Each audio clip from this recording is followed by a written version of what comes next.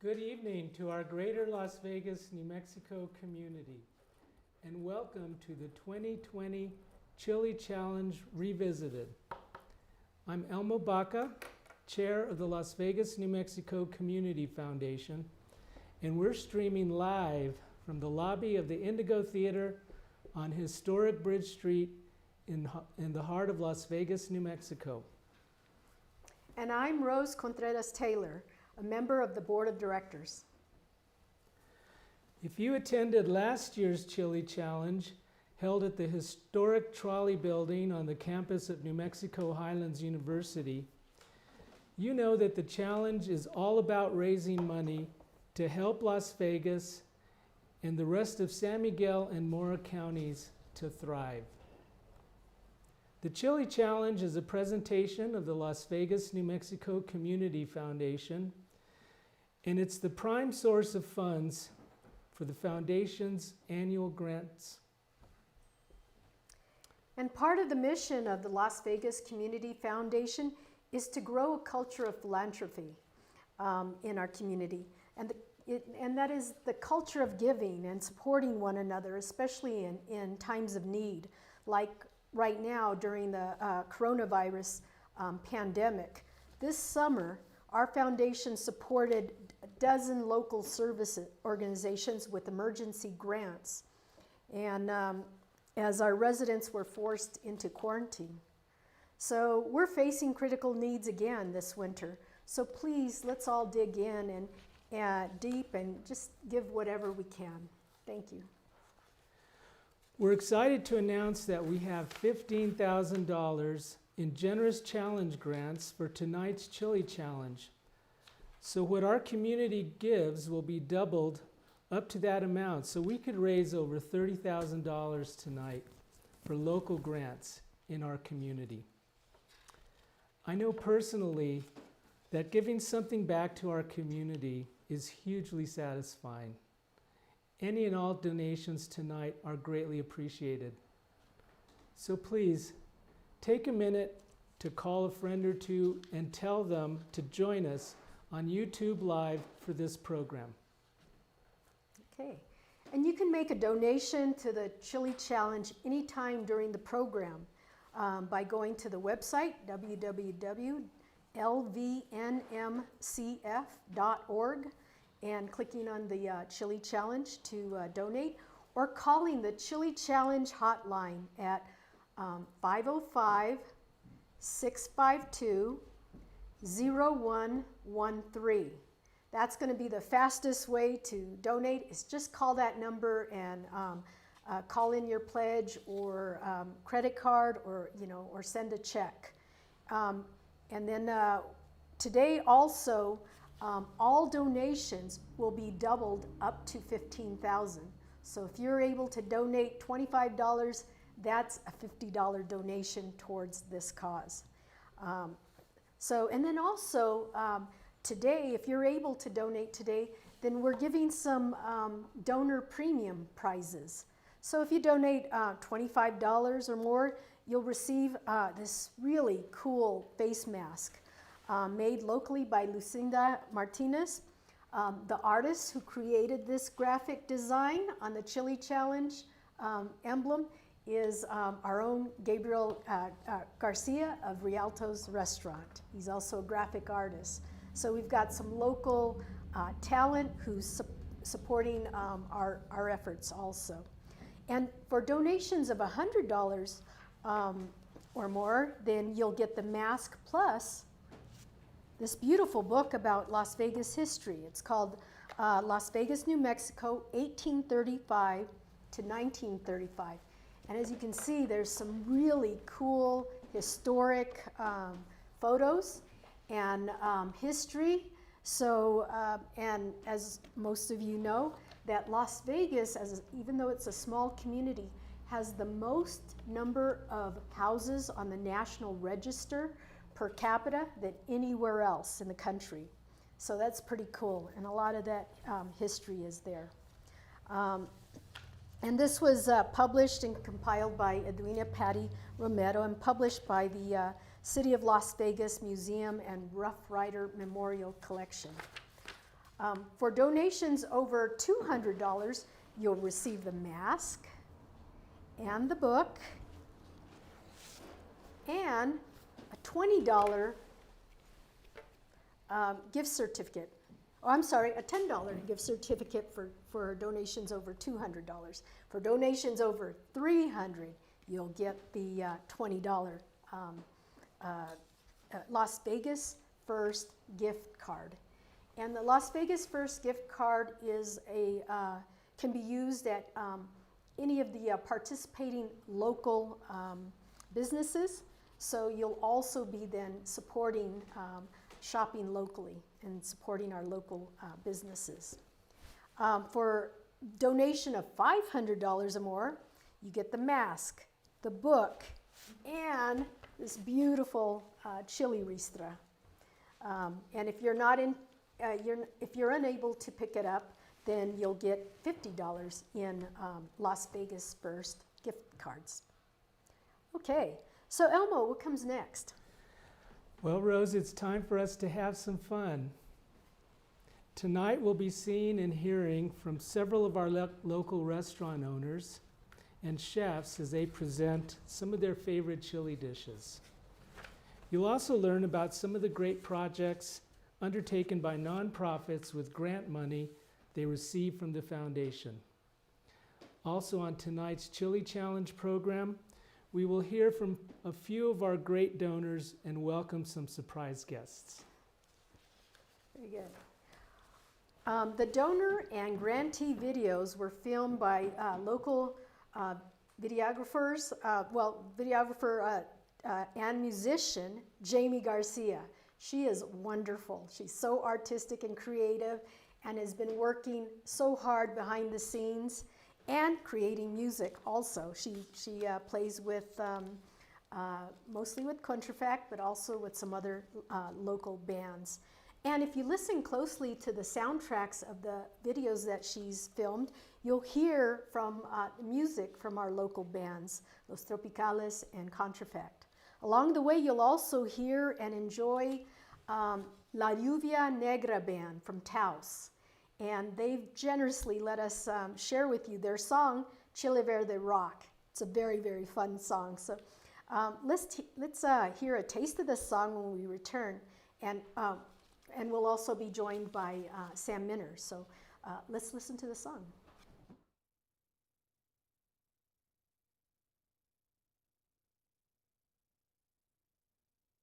Roasted in the drum, red chile ristas drying in the sun, red or green, Christmas smiled her heart, doing a little thing called a chile verde rock.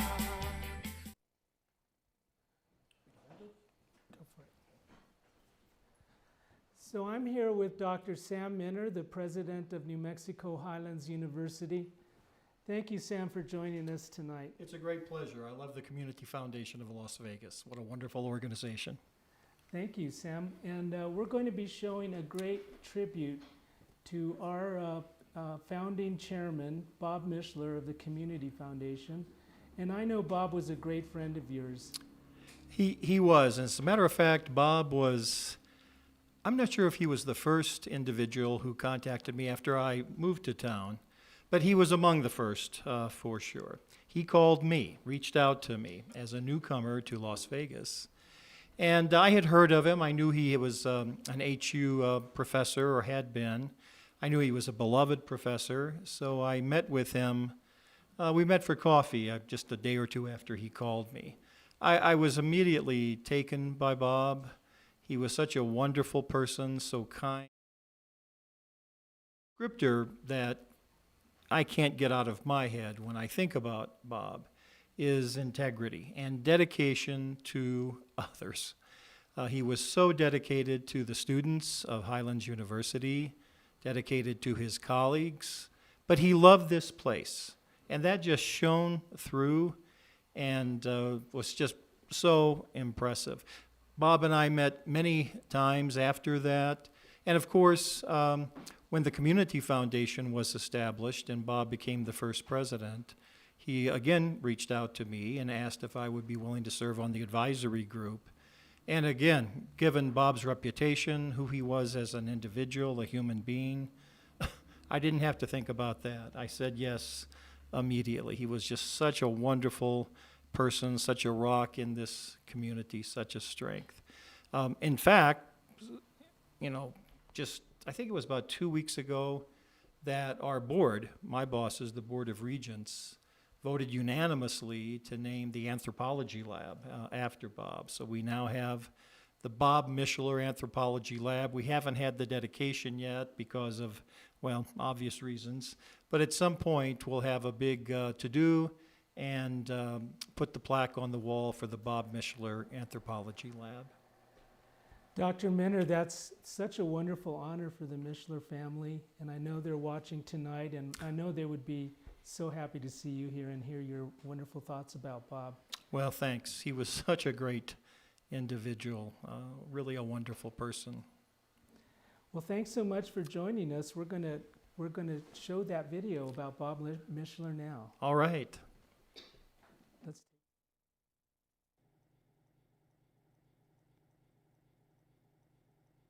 Las Vegas, New Mexico. Bob Micheler's town. Bob wasn't born here. He wasn't raised here. But he made this town his own in a way that few others have. He did it by giving to people and to the town as a whole.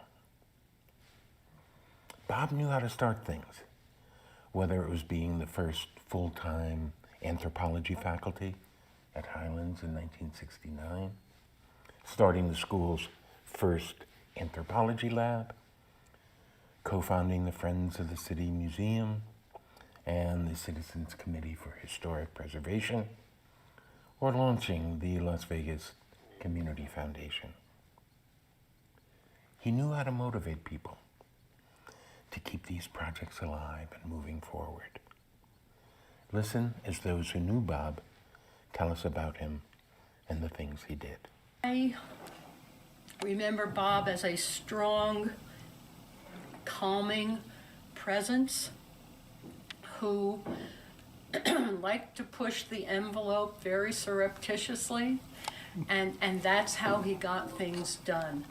I worked with him on the museum book, and Bob always blamed me for it. Did anyone ever say no to Bob Micheler? He understood the possibilities of this community far beyond the rest of us. The other thing I have to say about Bob with his Friends of the Museum, it was great that he threw a free party every year. Nobody else did that for their funders, and he just had vision. Well, I remember Bob quite well from early on. I was one of his students in anthropology, and I wish I'd paid more attention at the time. It wasn't until about 2001 that I moved back to Las Vegas that he nabbed me for becoming a member and a board member of the Friends of the Museum. And he was very persistent. He was a great fundraiser.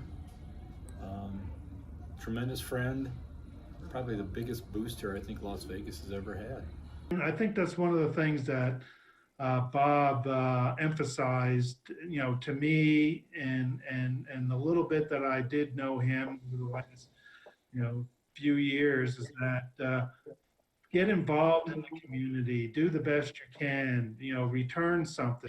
For the Main Street event, which was, I think, last year actually, Bob dressed up as Fred Harvey, and that'll probably be one of my lasting images of Bob. It was so wonderful. He looked like a great Fred Harvey. And I wish I had another 20 years to be with him.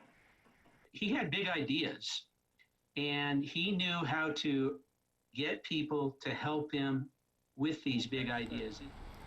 I remember Bob Micheler as a person who was dedicated to the community, who was selfless, and above all was a kind person. And so Bob was always out there working hard. He didn't have to do all the things that he did. He gave of his time, he gave of his money, and he was always doing it in a selfless way. and things that didn't benefit him personally, but benefited the community. But above all, he was just an extremely kind person. I think that what I learned from Bob was that you can be effective and get things done without having to be too aggressive.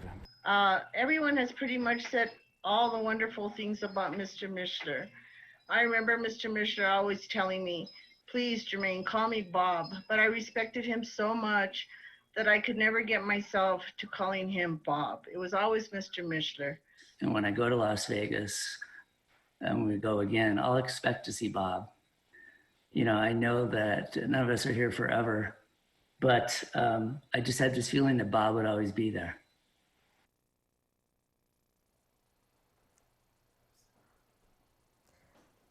All right. Well, that was a beautiful tribute.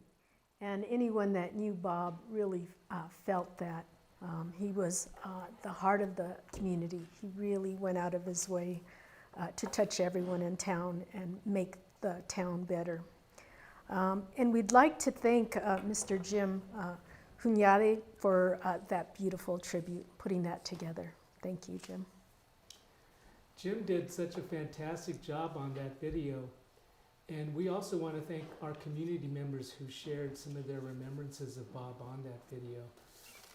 I know we all miss Bob very much, and I know he'd be with us here tonight, and he'd be very proud of the foundation and what we're doing with this program.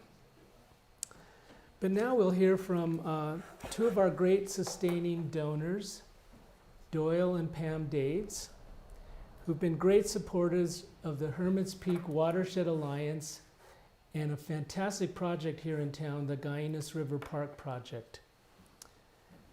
So let's take a look.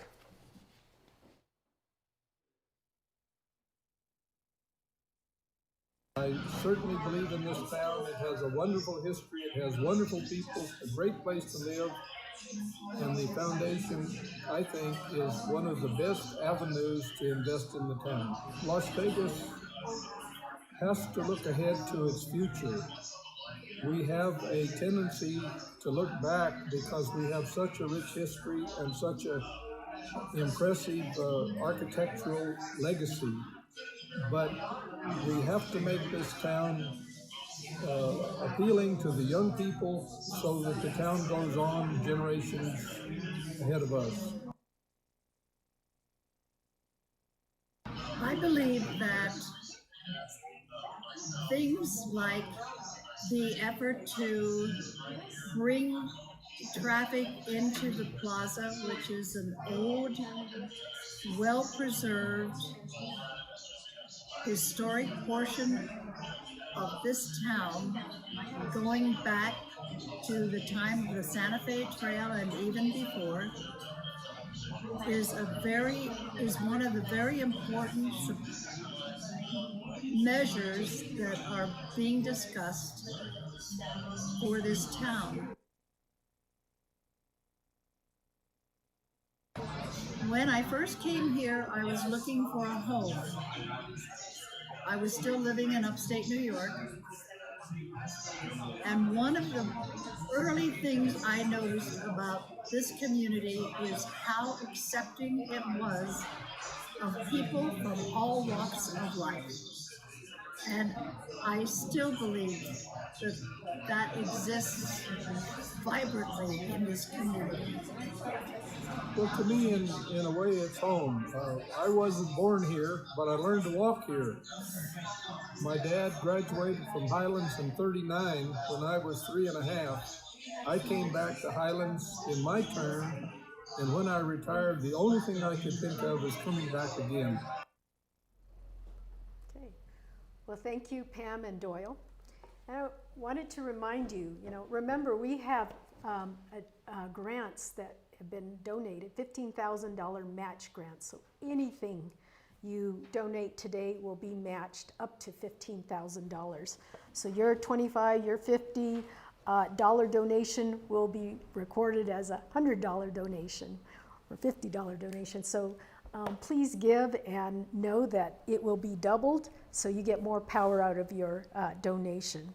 And it's still time to call a friend or two and have them join you too, and maybe even a watch party or something, or just ask them to check this out, because these stories are great. They're, you know, from the heart, and we'll be seeing a lot of stories about projects in the community.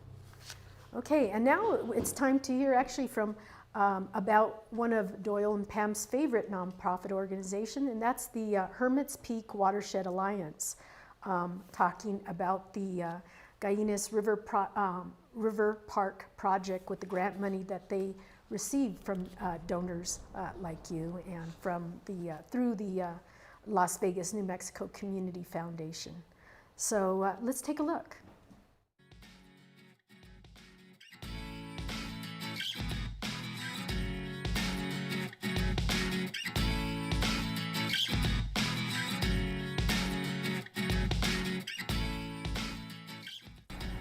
The Hermit's Peak Watershed Alliance is a nonprofit based here in Las Vegas, New Mexico. They've been working for the past 11 years on making sure that our water here in this area is as plentiful and as clean as possible. It's been doing restoration work in many of the surrounding watersheds. The Hermit's Peak Watershed Alliance got a grant from the New Mexico State Environment Department to do restoration work right here on the Guyanus River in Las Vegas. And this really got momentum started for this process where the whole community has come together to consider how to revitalize the Guyanus River Park and make it the centerpiece of Las Vegas.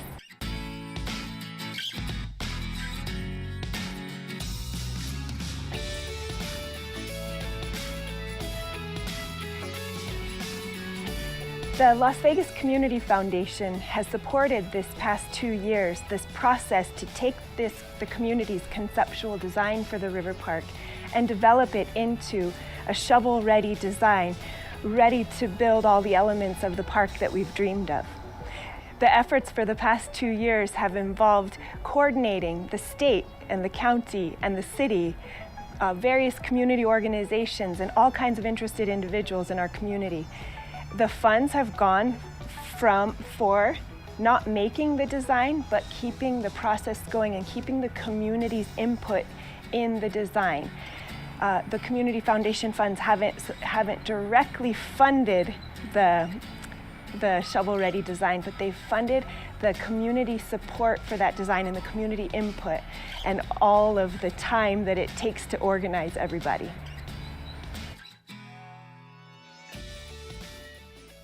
Thanks again to Dr. Sam Minner and his wife Joan, and to Doyle and Pam Daves, and the Hermit's Peak Watershed Alliance. We're all excited about the great project on the Guyanus River Park. We also want to thank once again our great friend and volunteer, Jim Hunyadi, who did the great tribute to Bob Micheler, and also another video coming up towards the end of our program on the Gordon Street Clock.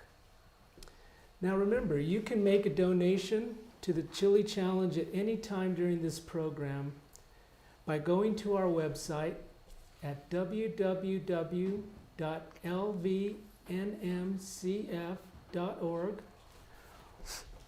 and clicking on the 2020 Chili Challenge button, or by calling the Chili Challenge hotline at 505-652-0113.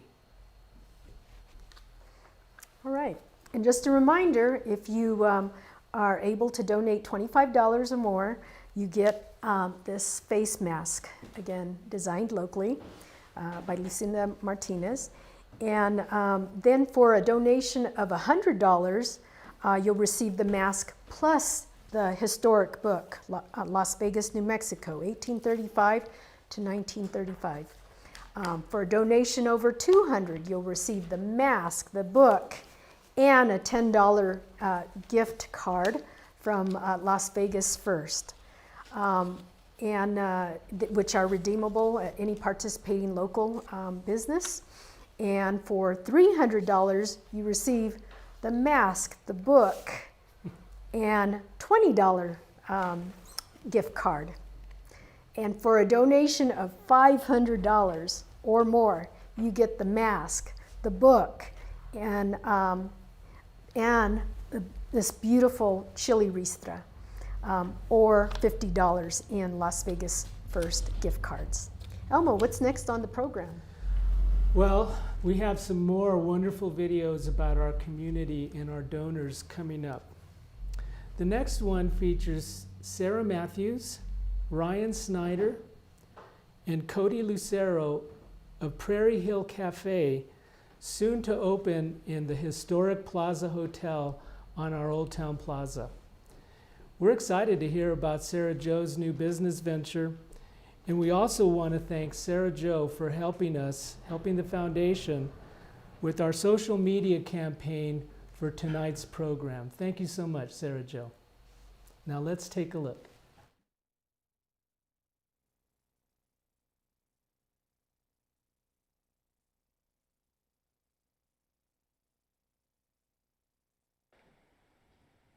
Hi, I'm Sarah. And I'm Ryan from Prairie Hill Cafe. This is Cody Lucero, our head chef. I'm Cody. We're going to talk to you a little bit about our dish for the Chili Challenge in support of the Las Vegas Community Foundation today. So for today's dish, we featured mostly local items, which is going to be one of our signature moves here at Prairie Hill Cafe. Everything but the potatoes that you see on this plate are grown in New Mexico, and some things are grown even closer to home. So one of the stars of the plate today is going to be the hickory smoked sirloin, which was grown on our ranch at Matthews Land and Cattle. That's a beautiful medium rare strip sirloin that has our own homemade red chili ancho rub on it. Our chili is really special because it comes from Hatch, New Mexico. It comes from La Chili Reina. So Andrea Alvarez, one of my dear friends, she's only 32 years old. Her family has been growing chili in the Hatch Valley for over 120 years. Her family's been growing chili in that part of the world before New Mexico was even a state. And the dried chili that is featured in our rub today is a hot sandia is the species. It is sun-dried and it takes some of the bitterness out. It's hot, it's very flavorful, and it's very representative of true New Mexican chili.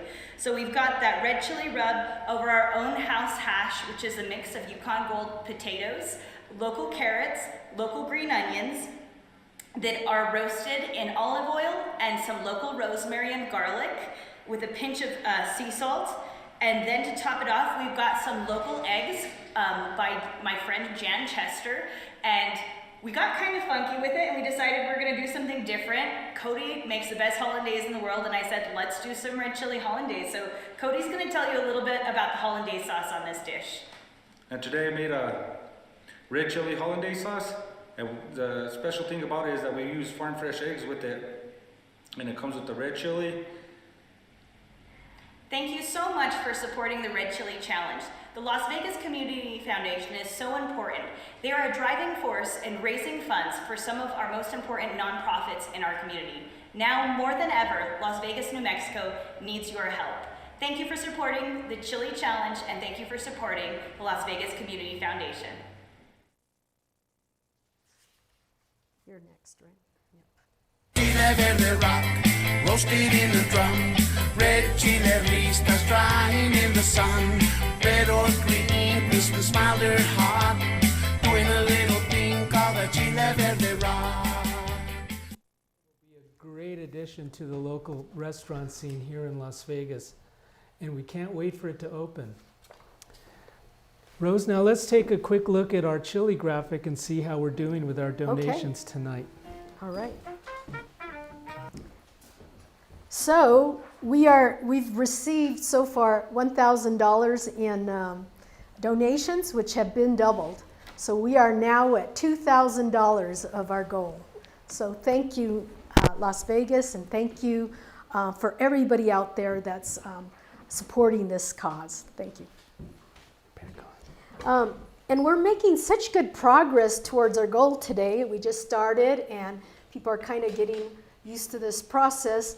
And it's especially exciting because due to our two challenge grants that will double and match the donations. So thank you for that. One of the challenge grants, matching grants, is $10,000 from Laveo Sanchez and his wife Patricia. So Laveo's a New Mexico native who became a successful businessman internationally, as well as a distinguished public servant in national levels. So, and he has a soft spot in his heart for Las Vegas and has long been a supporter of Highlands University and our community. And some of the examples of his generosity includes donations, generous donations to Highlands, and then the Victoria D. Sanchez Teacher Education Center at Highlands was named after his mother and for his mother, who was a prominent educator. We have the Laveo Sanchez Lecture Hall in Donnelly Library at Highlands, and more recently, the Laveo Patricia Sanchez Family Stadium, which was named for him and his family. So another challenge grant is $5,000, and that's a matching grant from an anonymous donor. We'd like to hear from Mr. Sanchez himself. So when we return, we'll also have a visit by our mayor, Mr. Luis Trujillo. So, and now let's watch Laveo himself. Let's take a look.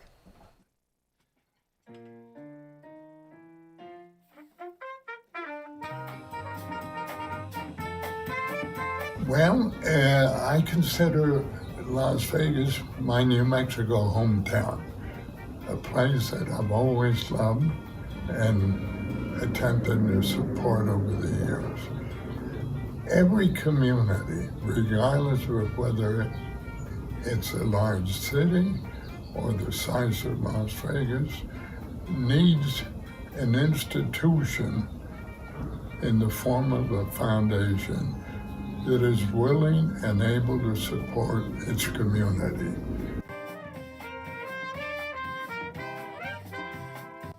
My favorite thing about Las Vegas is that it presented a breakthrough opportunity for my mother and I in terms of our careers. And Las Vegas provided us with first running water inside, the first inside bathroom we'd ever had, heating inside, paved streets, sidewalks, and a university that helped us further our educations and open up the world for us. I lived in 4 different countries, and the firm I established worked in 110 countries all over the world, as well as all over the U.S.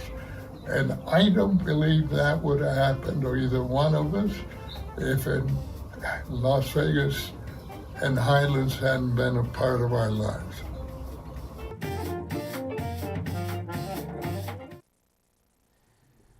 Welcome back. We're pleased to be joined tonight by the distinguished mayor of Las Vegas, Mr. Luis Trujillo. Mayor, we're so glad you could join us tonight. It's great to see you. Thank you. I was next door and listening to that little jingle with the green chili rock. Yes. I don't know where that jingle came from, but I was trying to invent a dance. So pardon me if, I'm just kidding. oh, go ahead, Mayor. Take it away. I almost had it down, but it's a little too fast. But that's a great jingle, and what a wonderful evening. I've been watching this on YouTube, and the production is just fantastic. So congratulations to the production group and everybody who pulled this off. I feel so honored to be here with such a wonderful group. You know, the Las Vegas Community Foundation. I'm just so proud of them, and of course, missing Bob Micheler would probably be sitting right over there, calling all the shots, and maybe he is. Hi, Bob. Yeah, he was such a gem, and just like I said, he was an ambassador for our city for many years. And, you know, he was my college professor in 1983. I think I took, what class was it? Archaeology? No. Anthropology. Anthropology, yes, yes. And so loved him as a teacher, loved him as a community member.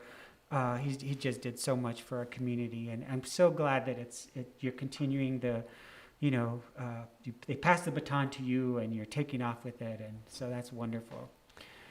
Yeah, and I just want to talk a little bit about Vecinos Juntos. Yes, we are excited to hear about your Vecinos Juntos program. So as I became mayor, I realized that we could improve relationships with our educational institutions in Las Vegas.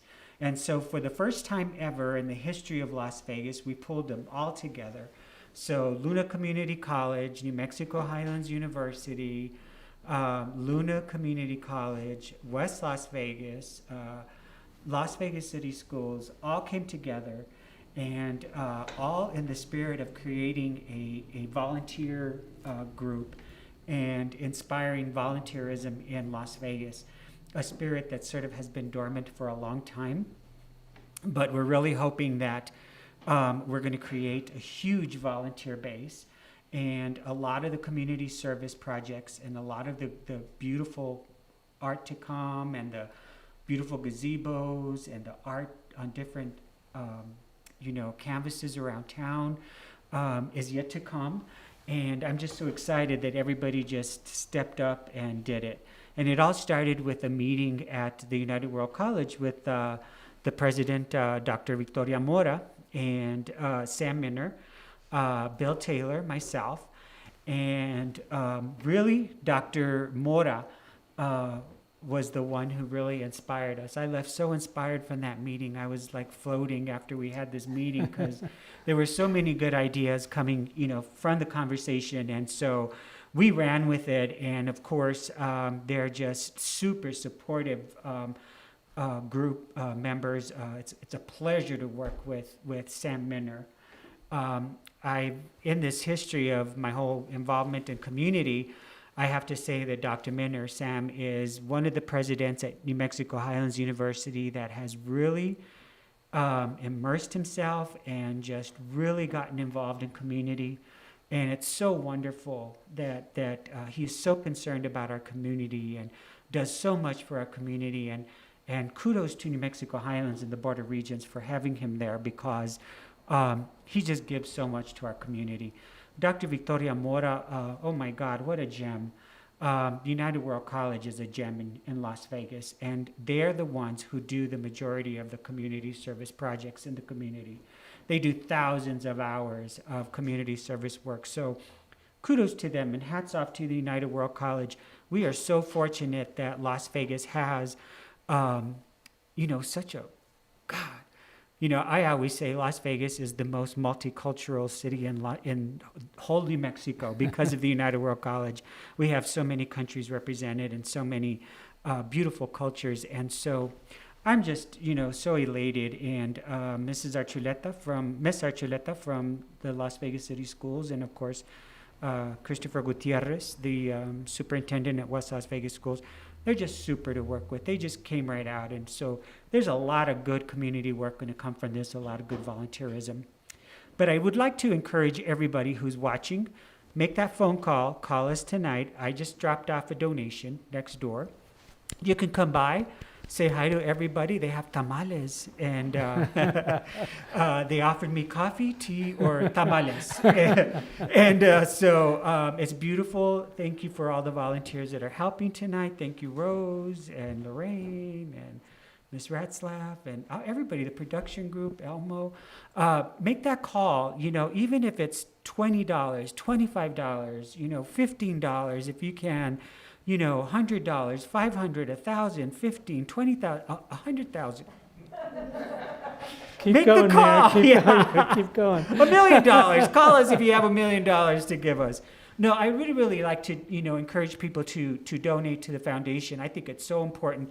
You've donated so much money back into the community with all these beautiful projects, the Riverwalk, and all the, different things that you're doing, all the money that you helped people with, and there's sort of small grants to get things going for these groups. So I encourage it. And I just, I'm elated You guys are doing a fantastic job, Elmo. Thank you so much, Mayor. We really appreciate you stopping by tonight. It means a lot to us, and Thank you. we're impressed by what's been going on in the community, and we salute you and your administration. Thank you so much. It's a pleasure being here. All right. There's another way that the city works to improve the quality of life in Las Vegas, and that's through partnering with the Animal Welfare Coalition. So our next video will feature the work of the Animal Welfare Coalition of Northeastern New Mexico. Let's take a look.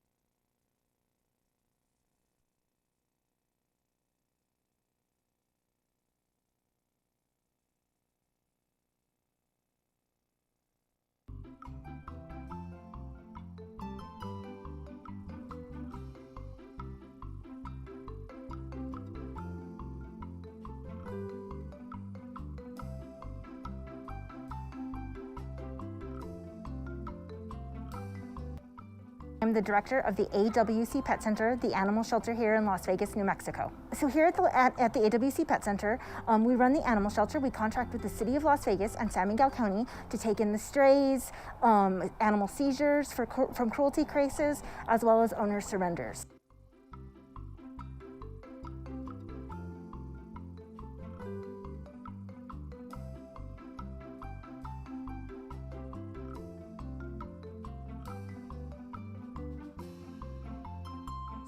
We also serve as a community resource with our low-cost spay and neuter program, pet food pantry, and straw program for animals in the winter. So our low-cost spay and neuter program is actually what we received funding for from the Las Vegas, New Mexico Community Foundation.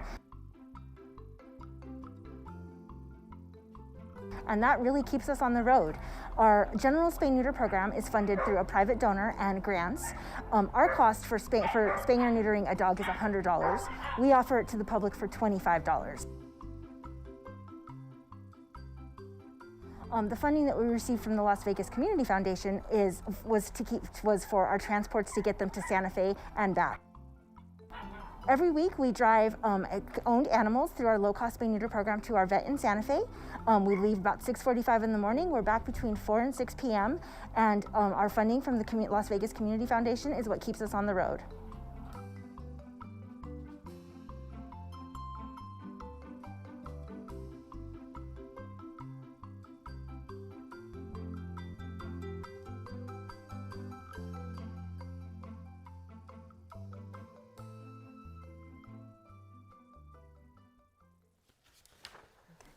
Now remember, you can make a donation to the Chili Challenge at any time during the show by going to our website, www.lvnmcf.org, and clicking on the 2020 Chili Challenge button, or by calling our Chili Challenge hotline at 505-652-0113.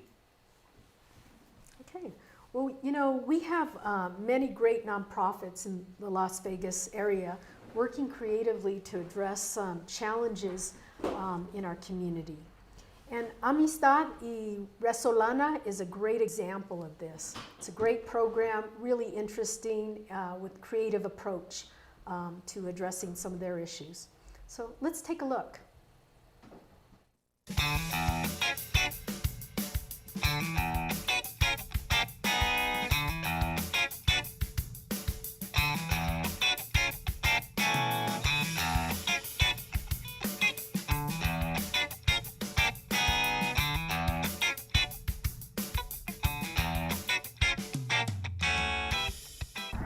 started this program roughly about 10 years ago to actually address and identify substance abuse issues in the community.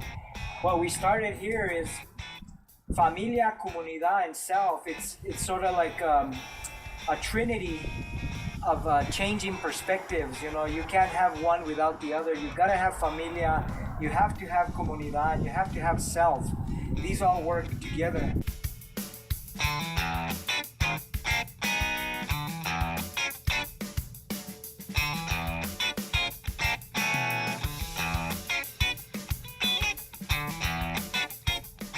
The Las Vegas Community Foundation was graceful enough to give Amistad Venezolana a small appreciation to help with the projects that we have ongoing. We have an art project that they gave us money for, and if you go throughout the building, you'll see the creative art. You'll see exactly where this funding came into place. We're indebted to these small organizations that help nonprofits, because without their support, our programs can't grow. We have art, we build cars, and if you go through the building, you'll see exactly where that money was channeled. One of the particular themes that we have is that we have doors that open to different opportunities, and doors are symbolic to change. But one of the things that we did in there is we took a school bus door and we used it as one of the doors that we opened into one of our conference rooms. And to me, doors are so powerful because doors open opportunities for recovery. So when one door closes, another door opens. So thank you again, Las Vegas community, for providing us with that token of appreciation so that we can continue our endeavors to do the art that we do here and the recovery that we do. Thank you.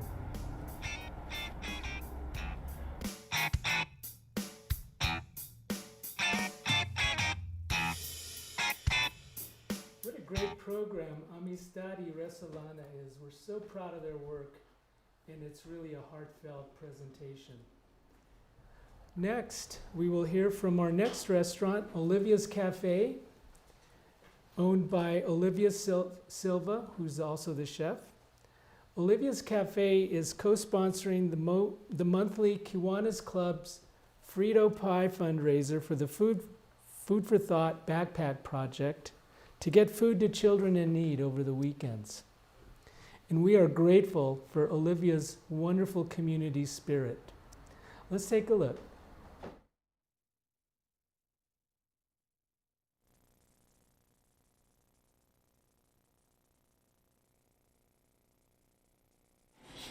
Hi, my name is Olivia, and I run Olivia's Cafe on the Plaza Hotel. And I was born and raised here in Las Vegas. My family's from here. My grandma owned Marianne's Burritos. Today I'm going to show you how to make a frito pie, one of our classic favorites here in Las Vegas, New Mexico. Really, you can find that at any concession stand or bake sale maybe. The key ingredient to a frito pie is red chili. So we're going to start making red chili. A bunch of people make it different ways here. I think it's on everyone's table. We start with some red chili pods. You want to break them open and you take the seeds out. And you're going to do this. It takes a lot to make red chili, actually. They come from a chili ristra. We make chili ristras here in New Mexico. You get green chili and you tie them up and you hang them outside, and it lets the red chili dry up. So you take out all the seeds and then you blend it. You're going to throw it in a blender, probably one, you're going to need a strong one to make sure however you want it. So here at the cafe, we make our red chili with chili caribe and chili powder. So how funny, the name changes as the chili changes. These are chili pods.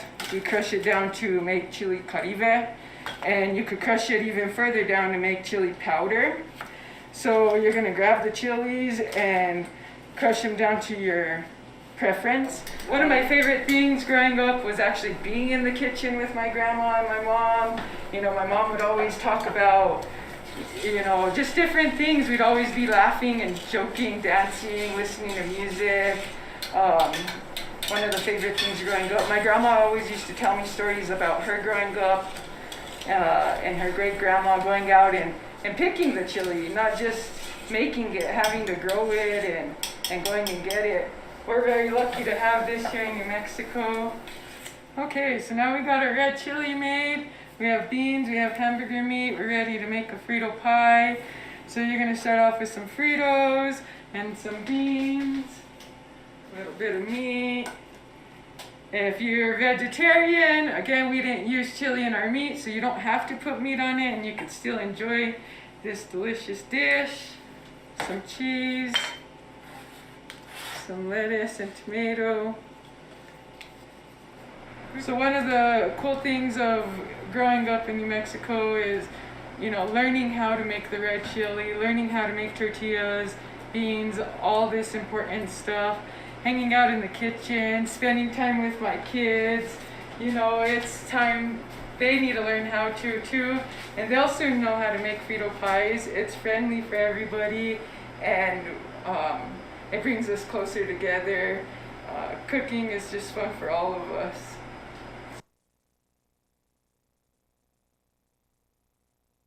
Chile verde rock, roasted in a drum. Red chile ristas drying in the sun. Red or green, Christmas mild or hot. Doing a little thing called a chile verde rock. Wow, that was great, Rose. Yum. I sure love Frito pie. That's good. So it was great to get some pointers from Olivia herself. And be sure and stop by her restaurant at Olivia.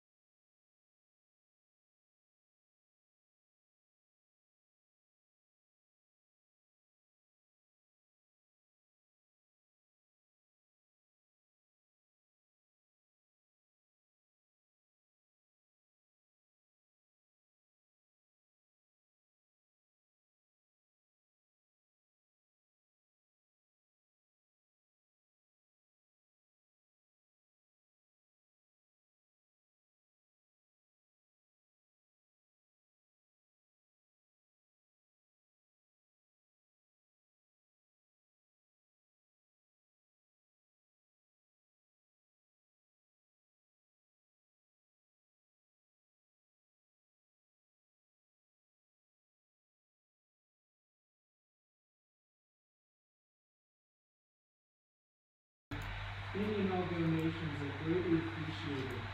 And you can do that. You can make a donation to the church.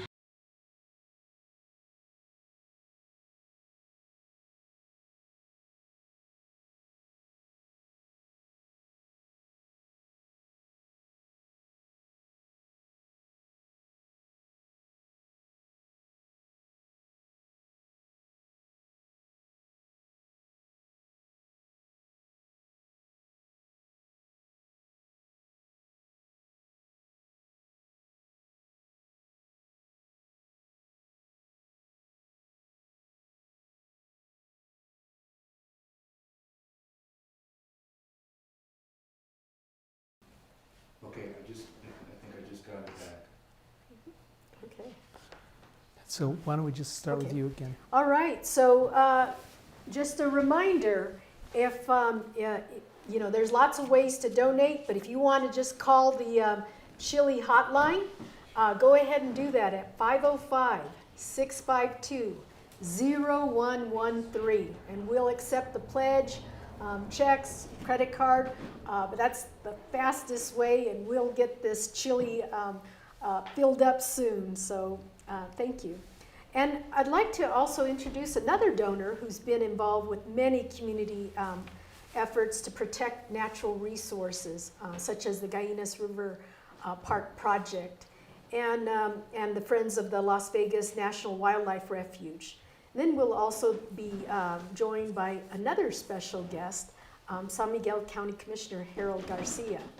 So check this out. Dave has a really wonderful, rich experience here. He was a dentist in town, he was a social worker, and has volunteered in a lot of other projects. So right now he's dedicating his time to volunteering. So let's take a look.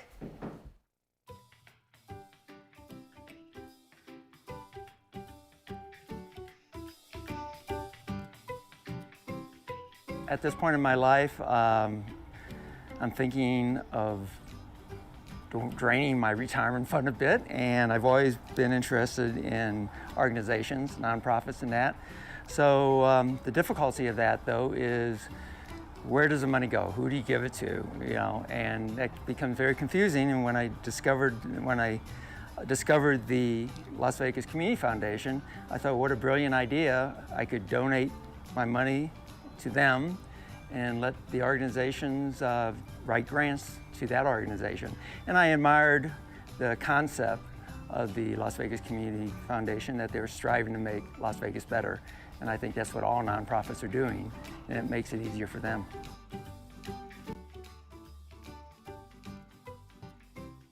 The sun.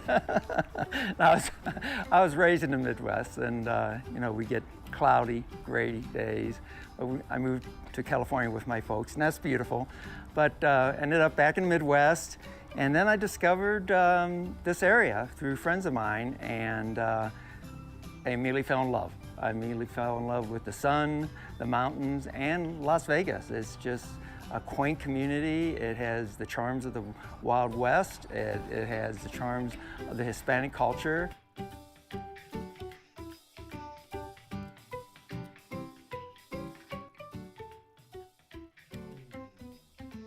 People doing things to make the community better.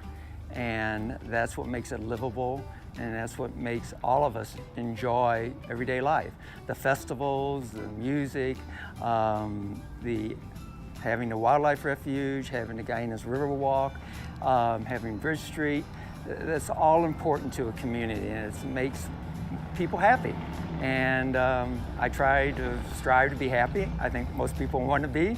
So yeah, I think it's a good idea to centralize funds instead of having them dispersed in different areas and non-profits fighting over it. It's allowing also funds that are being donated to not just sit there and not gain interest. Also, you have a group of board members who are very involved in the community and has shown they've been involved through years of history of donating to the city. So I think it was a perfect combination. Well, we want to say thank you once again to our great friend and supporter, Dave Fulmer. He's really been a great donor to the Las Vegas Community Foundation. Dave, if you're out there, thank you so much. Now we're very pleased and honored to have another special guest, San Miguel County Commissioner, District 1, Harold Garcia. And I just want to say that Harold brought in a very generous donation from his business, himself, and his wife, Lucinda. So Harold and Lucinda, thank you so much. It's really means a lot to us that you've supported us in this way. Thank you, Amo. Thanks. That's the least I could do. We could do.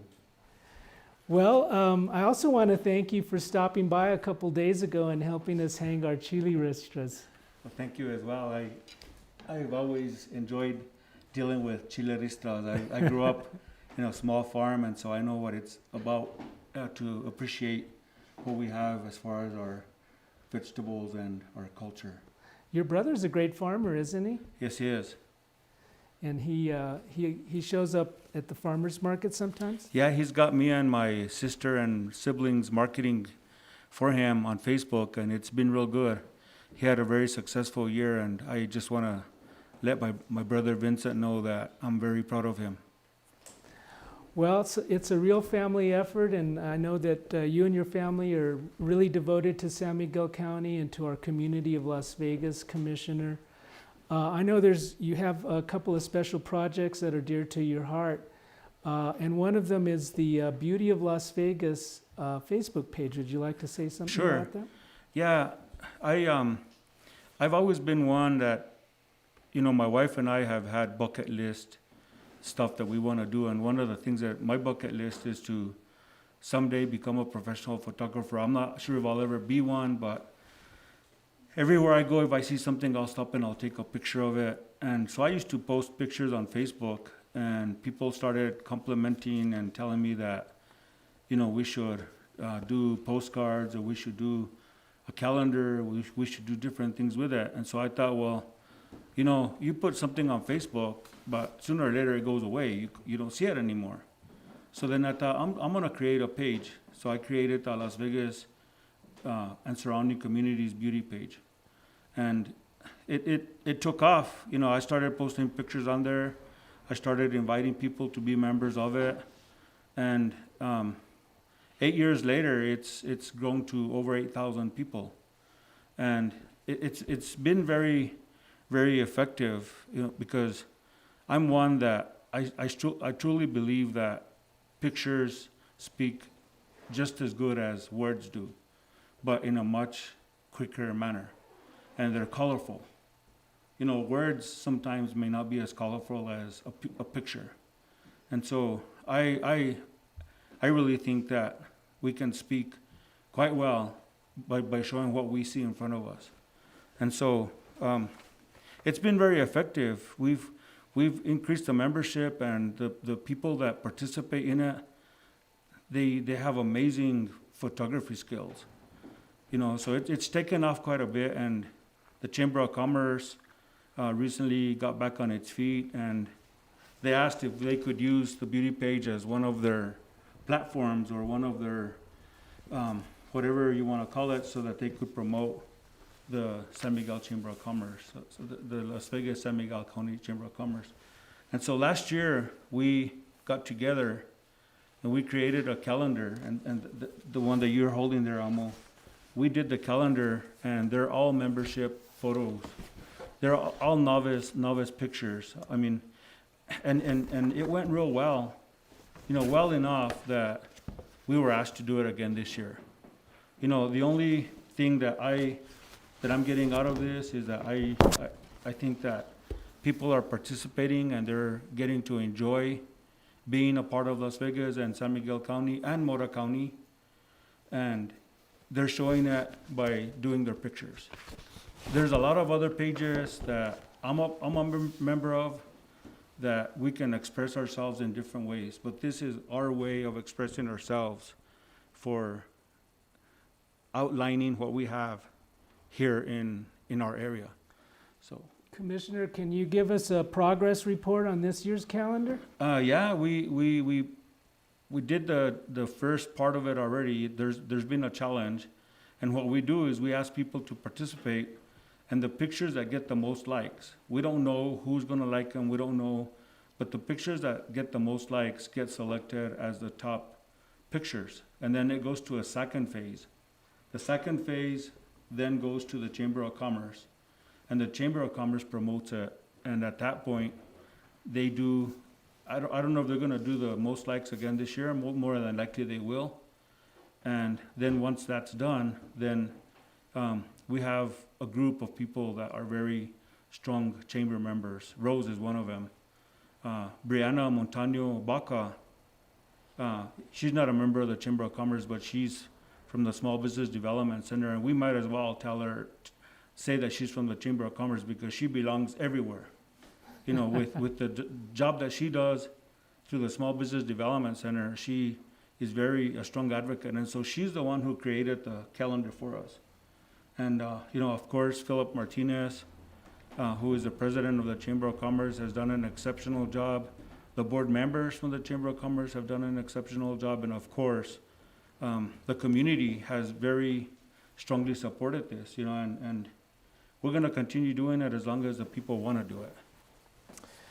Well, I know there's lots of people in town waiting for the calendar, Commissioner, so we're looking forward to it. Well, thank you. Hopefully 2021 will be a little better year than 2020, right? Well, you know, I'll have to say that my wife and I and my siblings were talking the other day, and 2020 hasn't been bad. Really, it hasn't been bad. I'll give you my experience. In March, I was involved in a very serious car accident. I was coming from Albuquerque, and I hit the black ice, and I totaled my truck. I don't know how many times I flipped it, but I totaled my truck, but I walked out of that accident with no injuries whatsoever. A month later, my dad was involved in a head-on accident that my dad's already 82 years old. And so he was involved in a very serious head-on accident that he's still recovering from it. But my dad walked away from that accident. My daughter was involved in a T-bone accident in Albuquerque a couple of months ago. And I have a nephew, I don't know if you heard of that bus that was in an accident in Amarillo, off I-40.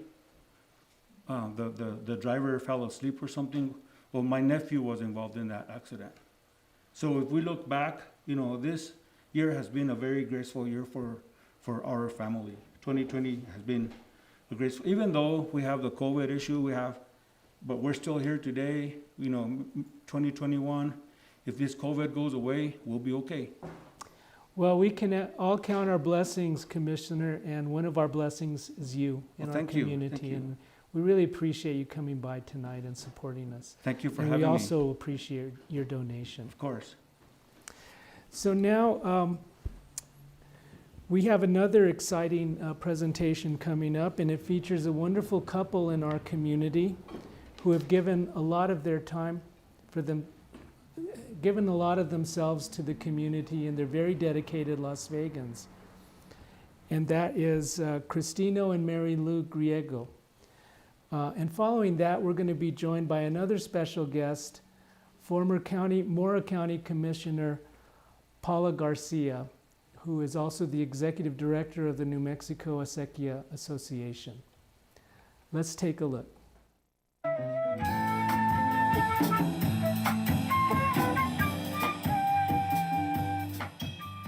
Vegas has been so good to my family.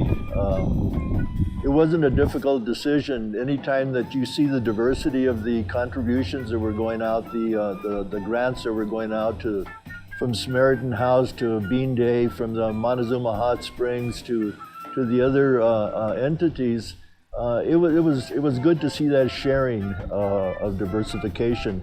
And again, Vegas has been good to us, and we wish that we could just donate some more, but our participation in that, I think, is cumulative, and our nickel with another nickel ultimately makes up for $1 towards your contributions. Community is very important to me.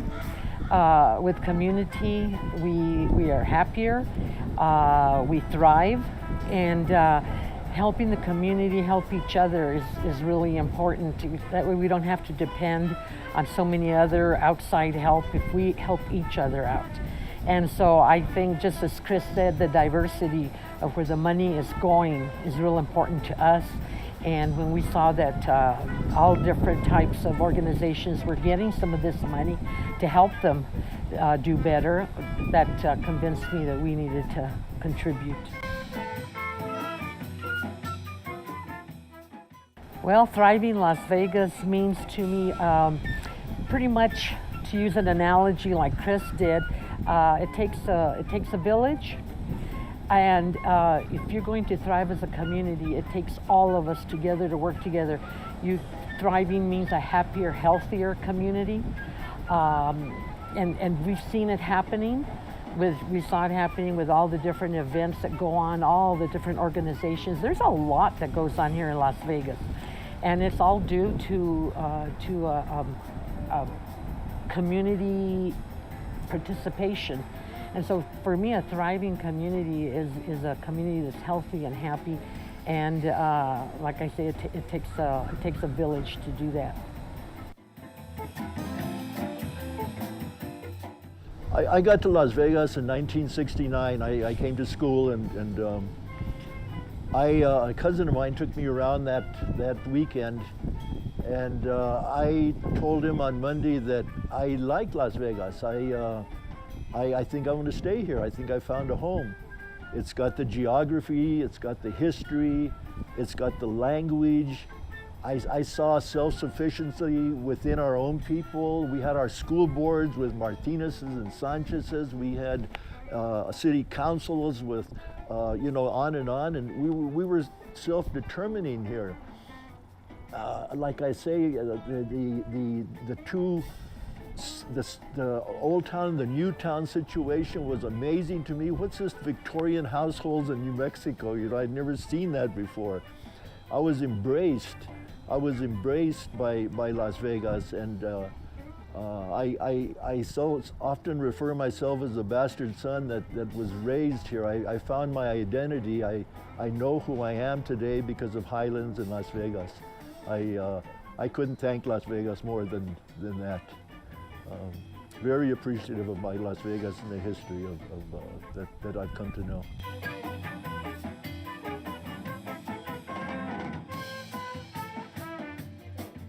Thank you, Cristino and Mary Lou Griego, for all you do in the community.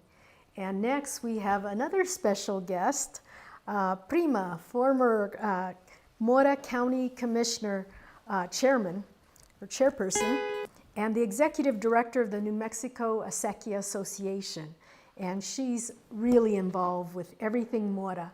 So we'll really enjoy talking to her about projects in Mora, and that's what we'll talk about now.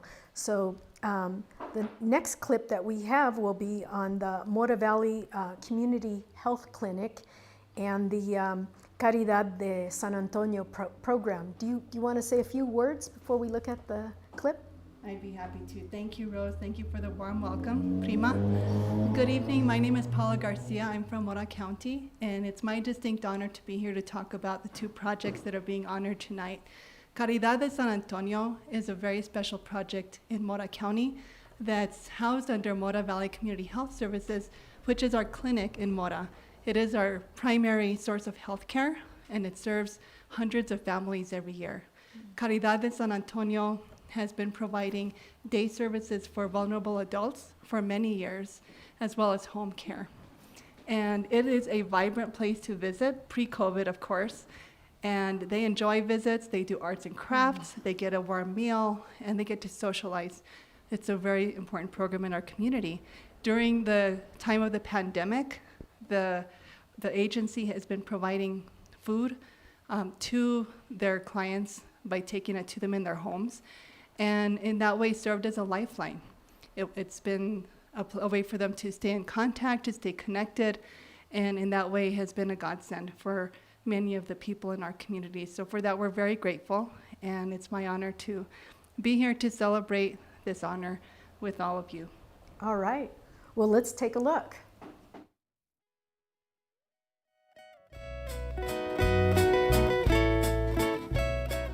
My name is Virginia Mondragon. I work for the Mora Valley Community Health Services. We run a Caridad de San Antonio agency here out of the Mora Valley.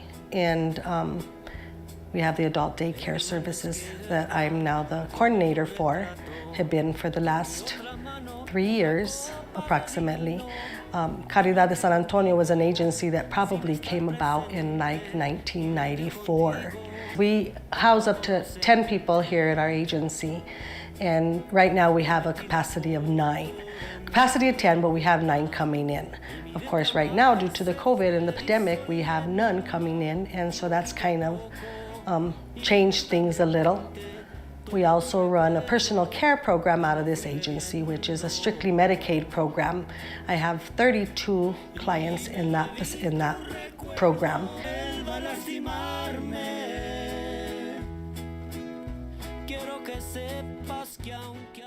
We were able to purchase like food from our local vendors, which we bought in bulk. We bought potatoes, we bought macaronis, beans, got cases of paper towels, tissues, onion, and we were able to divide it between the whole 42 clients that we have at this time.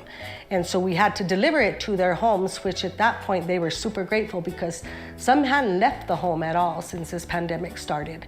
And so it was nice to see that we were able to keep them with some meals at home for a few weeks probably, because it was enough to buy a great amount to keep them at home. And since then, we've been getting from different places, but I meant your help.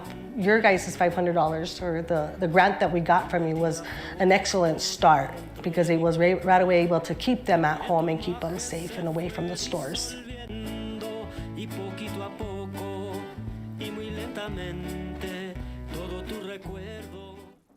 Okay, wow, that's amazing work that they're doing. So it's just so nice to see, all the contributions and help that is being done in the community.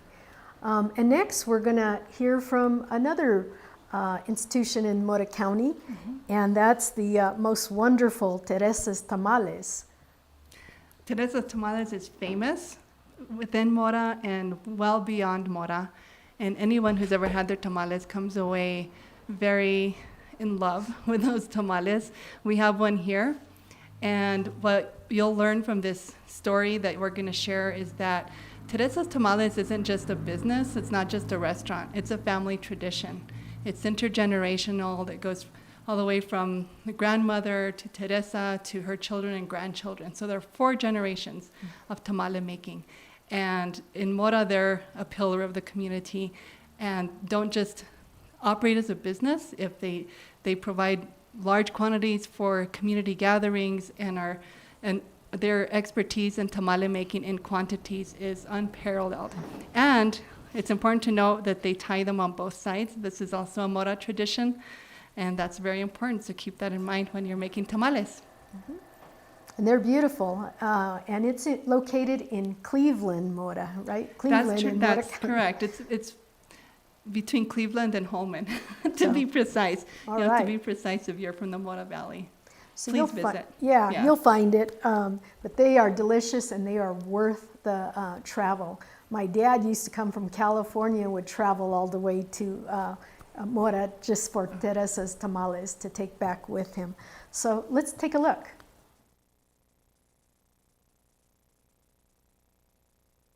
Good morning.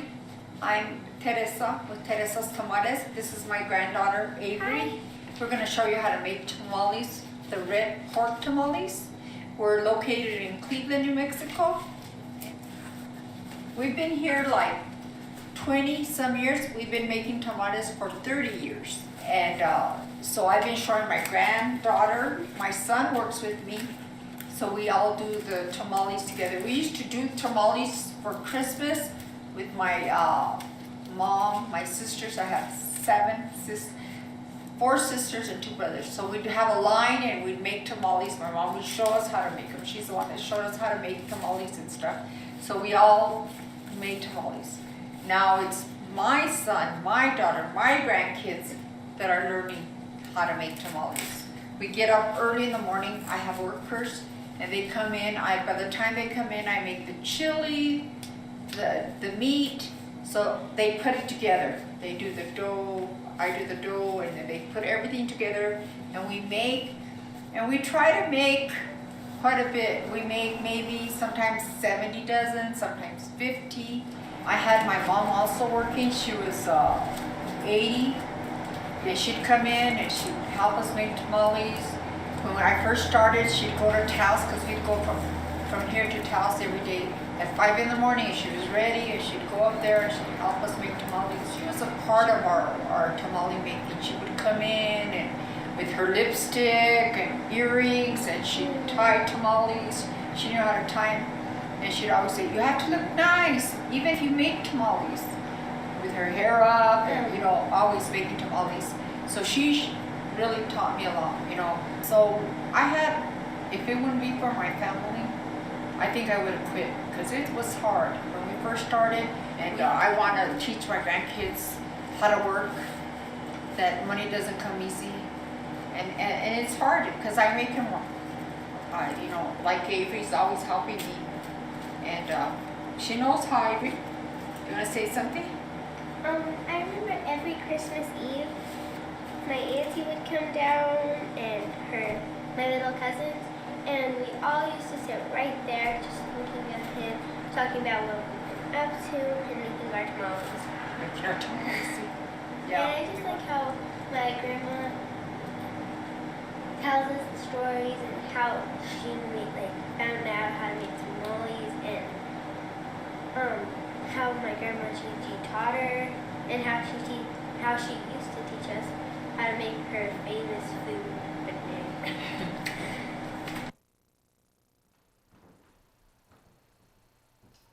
Chile verde rock, roasted in a drum. Red chile ristas drying in the sun. Red or green, Christmas milder hot. Doing a little thing called a chile verde rock.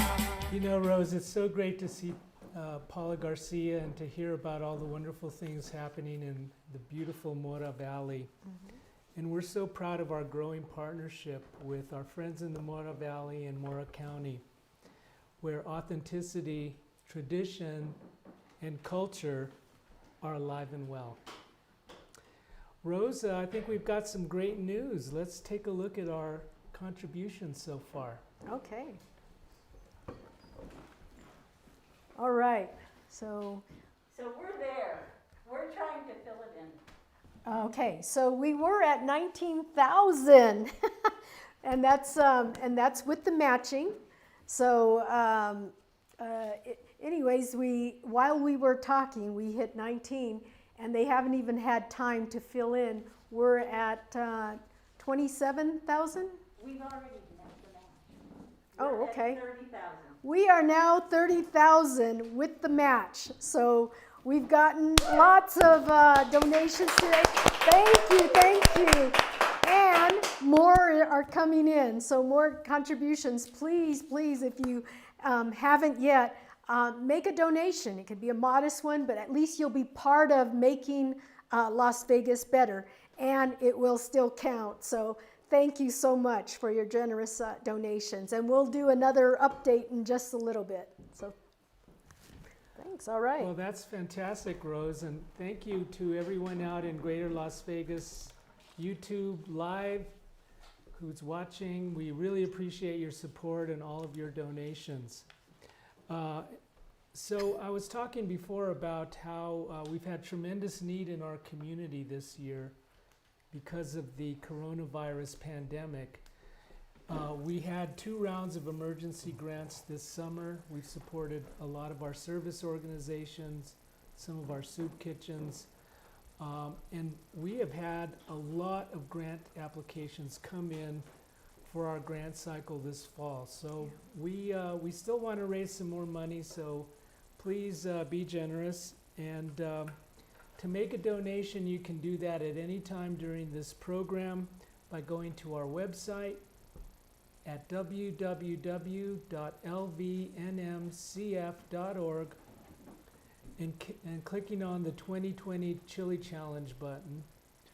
Or you can also call our Chili Challenge hotline at 505-652-0113. So thank you, everyone, but let's keep those donations coming. Okay, so and another, we talked about this, another important institution in the community is Highlands University. And so yay, go Cowboys. So we'll hear a few more words from President Sam Minner. Let's take a look.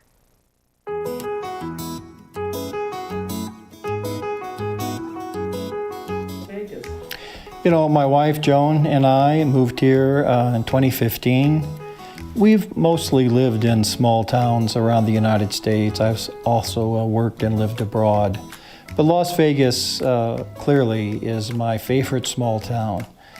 I love the architecture here, I love the history here, but you know, the critical variable wherever you talk about living is the people, you know.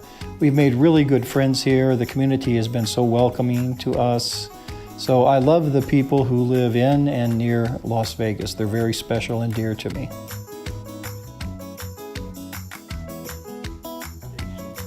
Well, it's a great organization. The Community Foundation does tremendous good for the city of Las Vegas, our residents.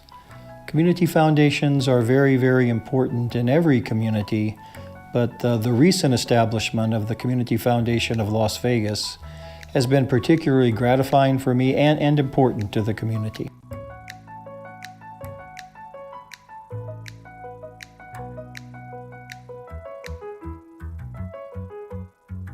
Helping Las Vegas thrive means helping our city become more prosperous, more welcoming, more giving, and frankly, helping the residents here achieve the things that are important to them. They need assistance with that, all people do, and so that's really my motivation.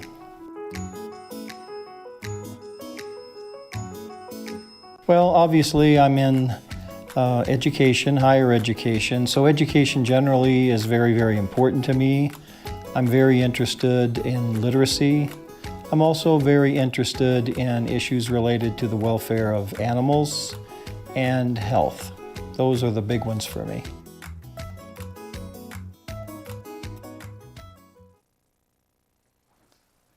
Okay, well, thank you, Sam, for your generosity and all your support. Another well-known favorite spot in Las Vegas is the Las Vegas Montezuma Hot Springs. It's really popular with the locals, and out-of-towners also find out about it, and it's really, really popular. It's therapeutic.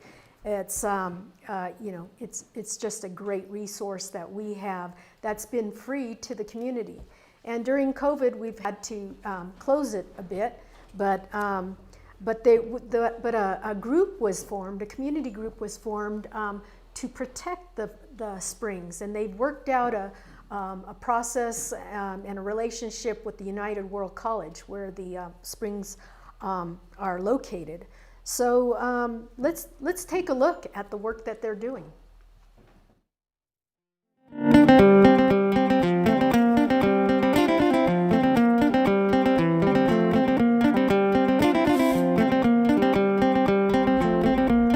Hi, my name is Martin Ledger, and I am the president of the Friends of the Montezuma Hot Springs. The Friends of the Montezuma Hot Springs is a 501c3 organization organized here in Las Vegas in order to preserve and protect the Montezuma Hot Springs. We were formed after several meetings with the United World College in order to help them and facilitate with them keeping the Montezuma Hot Springs in the community.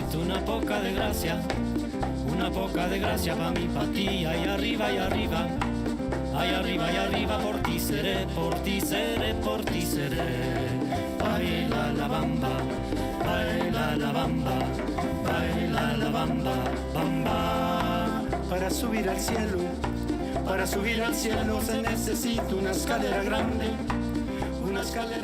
y otra chiquita. So our goal is to eventually go into a long-term lease with the United World College and take over management of the hot springs so that we can, for one, keep them open, for two, keep them free and protect them historically and as a resource for our community.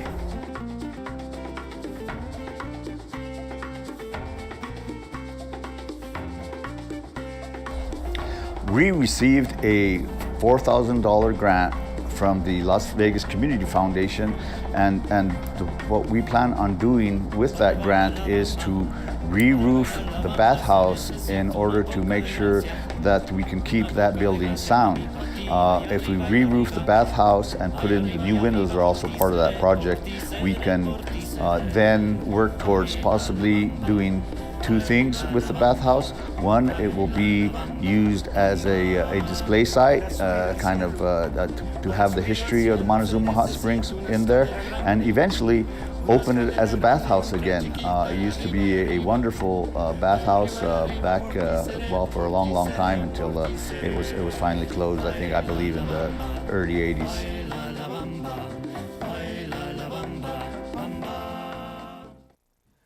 Wow, that was a great presentation on the Montezuma Hot Springs.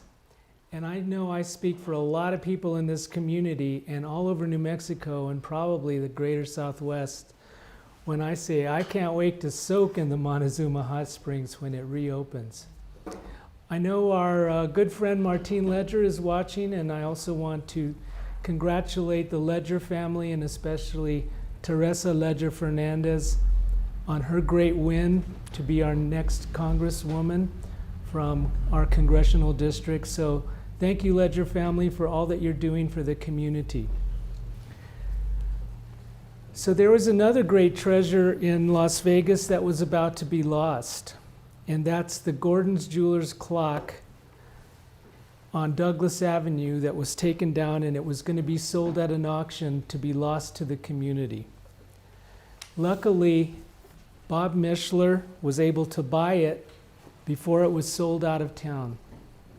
It was Bob's wish to see the clock restored and reinstalled on Douglas Avenue, where it stood for decades.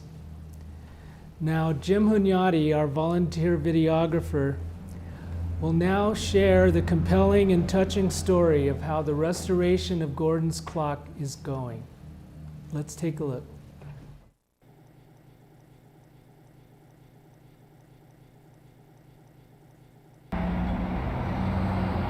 This is it. This is a spot where a clock stood in front of Gordon's Jewelers for years. You might have caught a glimpse of it in Red Dawn when Patrick Swayze and some of his Wolverines snuck back into town during the invasion. Over the years, businesses came and went, but Gordon's clock stayed until one day it was gone. This is the story of Gordon's clock and the man who worked to save it and restore it.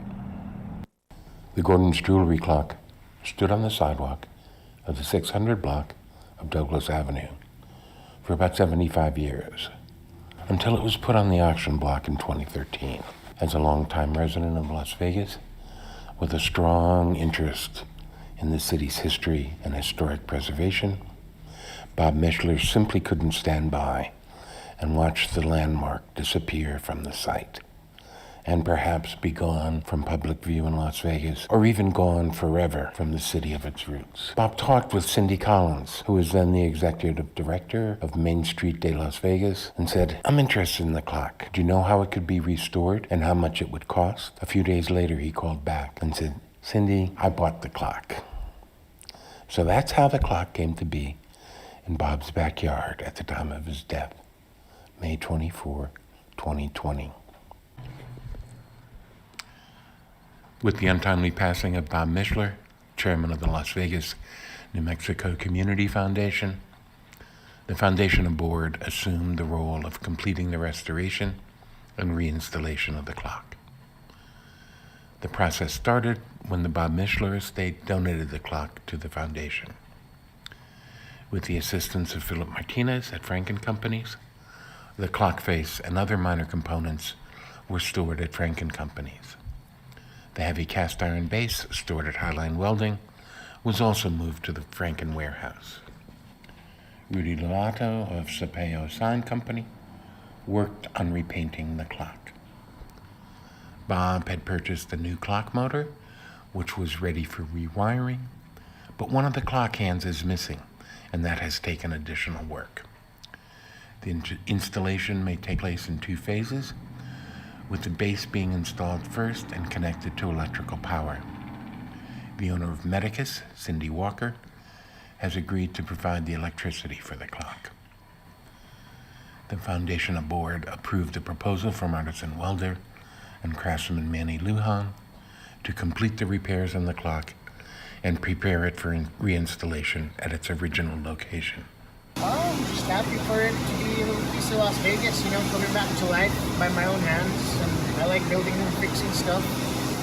I'm not sure if people know how to use analog clocks anymore. It'd be a new test for it. We're so used to pulling out our phones and be like, oh, it's 15 till. Yeah, we'd like to do some backlighting around the face. Electrically, the wires are still in the ground, so I gave them a ground test and they're still live. Some metal mounting brackets that'll hold a flexible LED neon type light, so it'll have a real soft glow. And a photo cell, so every time that the sun goes down, they'll sense it and automatically turn the light on. The hardest part was hand stenciling the original wording, so that way I didn't want to change the font or anything. I wanted to keep it all original. The Las Vegas Community Foundation, City of Las Vegas, Bob Micheler Estate, and Medicus Corporation are negotiating an agreement to provide for the perpetual preservation, care, and maintenance of the Gordon's Jewelers clock for the benefit of the community and its residents.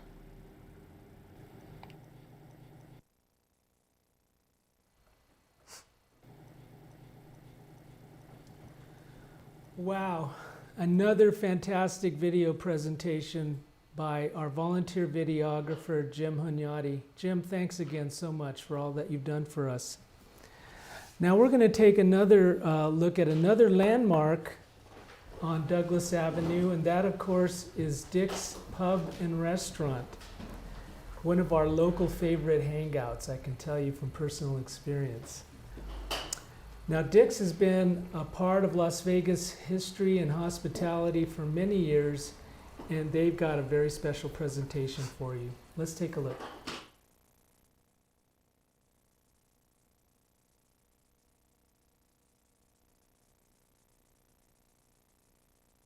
I'm Charlotte, and I am part of Dick's Pub and Restaurant. We have been a local watering hole since 1940. My husband and I have been owners for about 28 years, and we're really happy to be part of this fundraiser. We think it's important, and we're glad to be a part of it. So what I'd like to start with is talking about the Mexican chili peppers. Although there's over 100 varieties, which are very important, and they're used in Mexican cooking all over, we decided to choose a chili out of the Holy Trinity, which are 3 Mexican chili peppers, and they're staple in any Mexican kitchen, and they're used in many traditional dishes. And the 3 chilies are ancho, mulatto, and pasilla.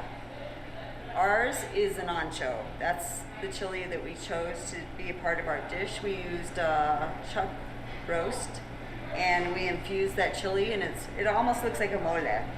And the ancho is very popular in tamales and mole. Okay, the Holy Trinity is really special to us.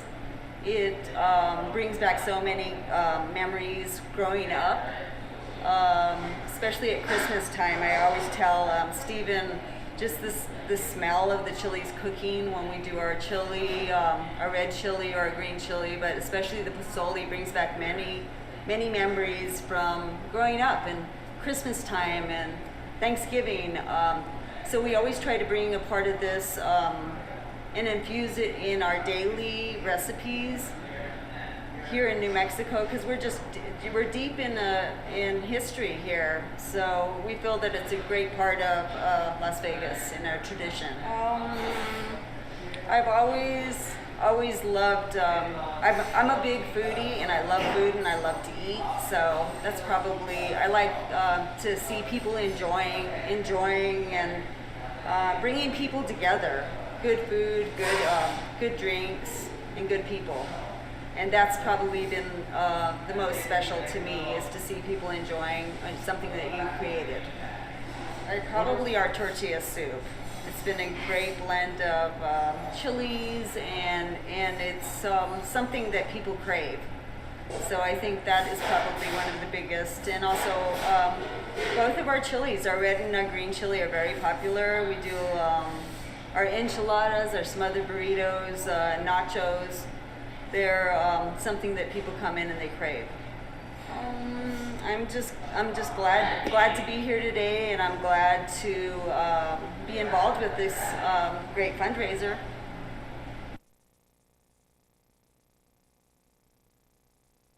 Chile verde rock, roasted in a drum. Red chile ristas drying in the sun. Red or green, Christmas smile, they're hot. Doing a little thing called the Chile verde rock. Really nice presentation, and I just love going to Dick's. And I wish we could celebrate there tonight after after this chili challenge to you know, celebrate and stuff. But due to COVID, they'll probably be closed by then. So, but we want to thank Dick's. Thank you so much for promoting the chili challenge on the surf marquee, and also for participating. That's wonderful. All that wonderful chili that owner Charlotte Moore presented reminds me, Rose, maybe it's time to take another look at our chili graphic and see how we're doing tonight. All right, let's see. Oh my God, we've exceeded our goal, and we're actually now at it says 32,000, but we just got some more in. We're at $33,500. Thank you. And I know all these contributions are from you know, our local supporters, as well as our family and friends from outside, out of town. So thank you so much for supporting our little town and these big projects that we have. So we're actually gonna shoot for 40,000. We've got a little bit more time. If you guys can, you know, make small donations, big donations, we will be so happy with anything you guys can contribute. Thank you. That's terrific news, Rose, and we're really excited tonight to see the support from our community. So just a quick reminder that you can donate by clicking on you can go to our website at www.lvnmcf.org and click on the Chili Challenge button, or you can call our Chili Challenge hotline at 505-652-0113. That's 505-652-0113. Let's try to reach $40,000 tonight. That would be a great thing. Okay, and we did tell you about some of the premiums and prizes, and I do want to mention that these really cool chili ristras for any donation of 500 or more are actually edible. So you saw the recipes in the video. They are not shellacked and lacquered for a tourist souvenir. They are something that you could actually pick and make your own homemade chili. So that is really good. And now I have another special presentation, and it's somebody near and dear to my heart, who has served as the state economist for the Legislative Finance Committee. He's worked as the Dean of the Business School at Highlands and the Vice President of Finance and Administration at Highlands, and also an economics professor. And he is now he actually did try to retire, and he was one of the former foundation board members, and he came out of retirement to help serve the city of Las Vegas. So he is now the city manager for the city of Las Vegas, and that's my wonderful husband, full of compassion and care, and really, really cares about the community, Bill Taylor. Let's take a look.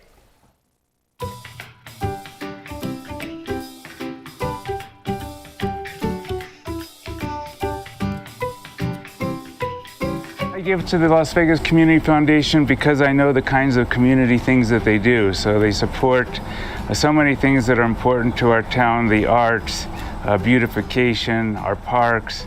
They support animal welfare, and the process is really democratic. I just think that we know that when you give money to the community foundation is going to be used well.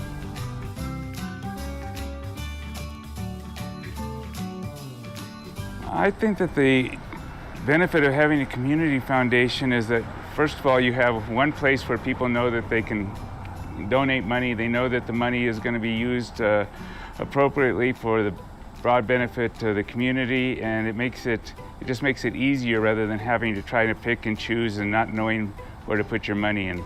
I think having one place to go that's easy and effective is a great benefit.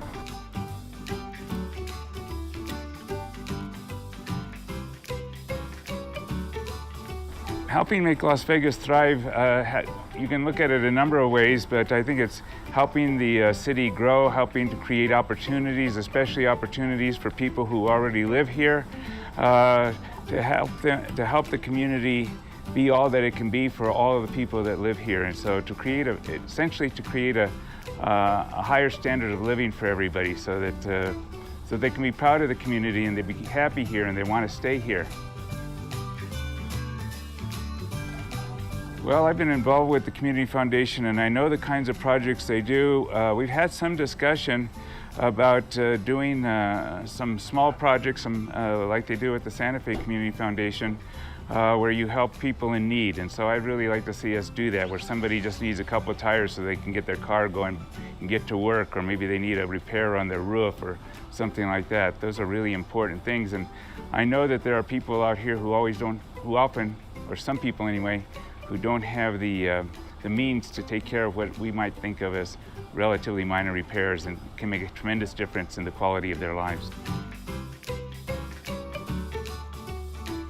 Oh, there's a lot of things I like about Las Vegas. I think that, the thing I like most is that we have a community of people. We got different cultures that live together, work together, and we don't have a whole lot of friction, and the fact that people just seem to be nice to each other. There's a general sense of kindness. People take time to stop out and say hello to each other, to extend their hand, to help each other, that they help with things like the Community Foundation.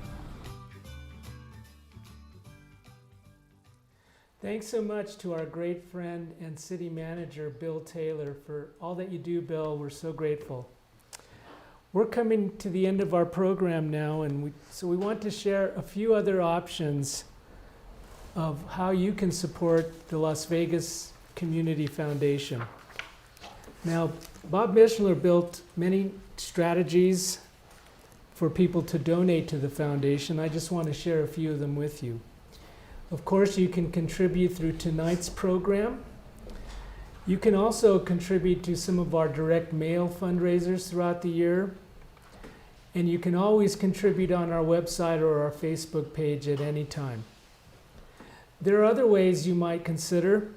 You can set up a monthly, quarterly, or annual gift on our website with your local bank. You can make a designated gift to support your local charity or your local nonprofit organization immediately or over time. Or you can consider a contribution from your retirement account, which of course will save you some taxes. You can also give stocks or other securities to the foundation. And you might consider a legacy gift, such as funds or property in your will.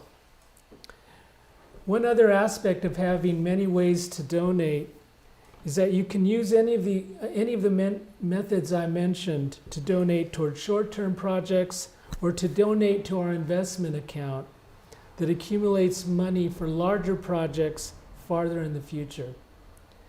Funds available immediately allow local nonprofits to meet present needs in our communities, while funds invested will help meet future needs.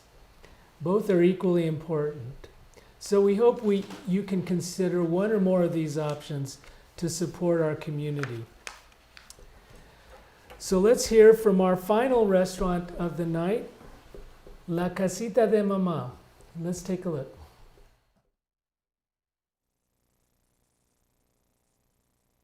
My name is Glenn Maestas.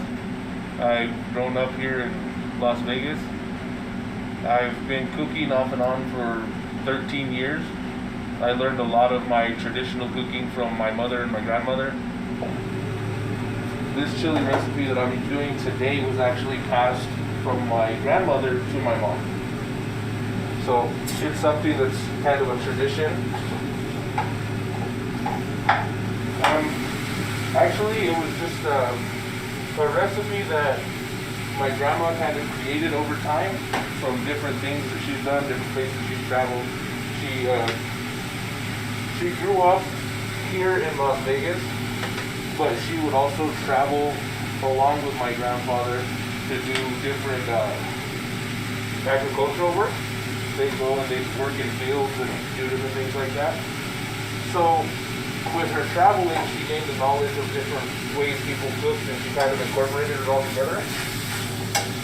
Well, what we normally do is we'll go down and there's a vendor that comes up from Amistad, and it's always freshly cooked chili. So we'll buy it, and then he'll roast it for us in his gas chili roaster, and from there he bags it up and sends it with us. We get it home, and at that point is when we have to start peeling it by hand, and then we'll get food processors and put it in the food processor and chop it down.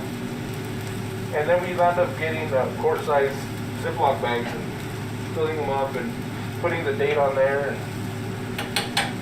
putting them in the freezer. That way whenever you need chili for whatever you're going to make, you just kind of go take a sack out of the freezer and you start to add it to whatever you're going to make, or make that the star of your dish.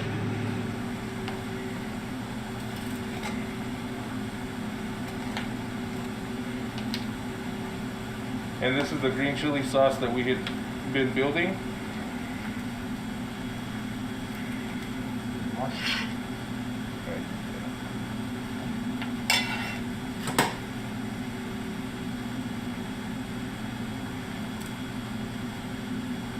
I'm Glenn. And I'm Sam. We're over here at Casita de Mama's, and this is our enchilada plate. It's a steak and queso fresco with the calabacitas and avocado and sun-dried tomatoes on the side.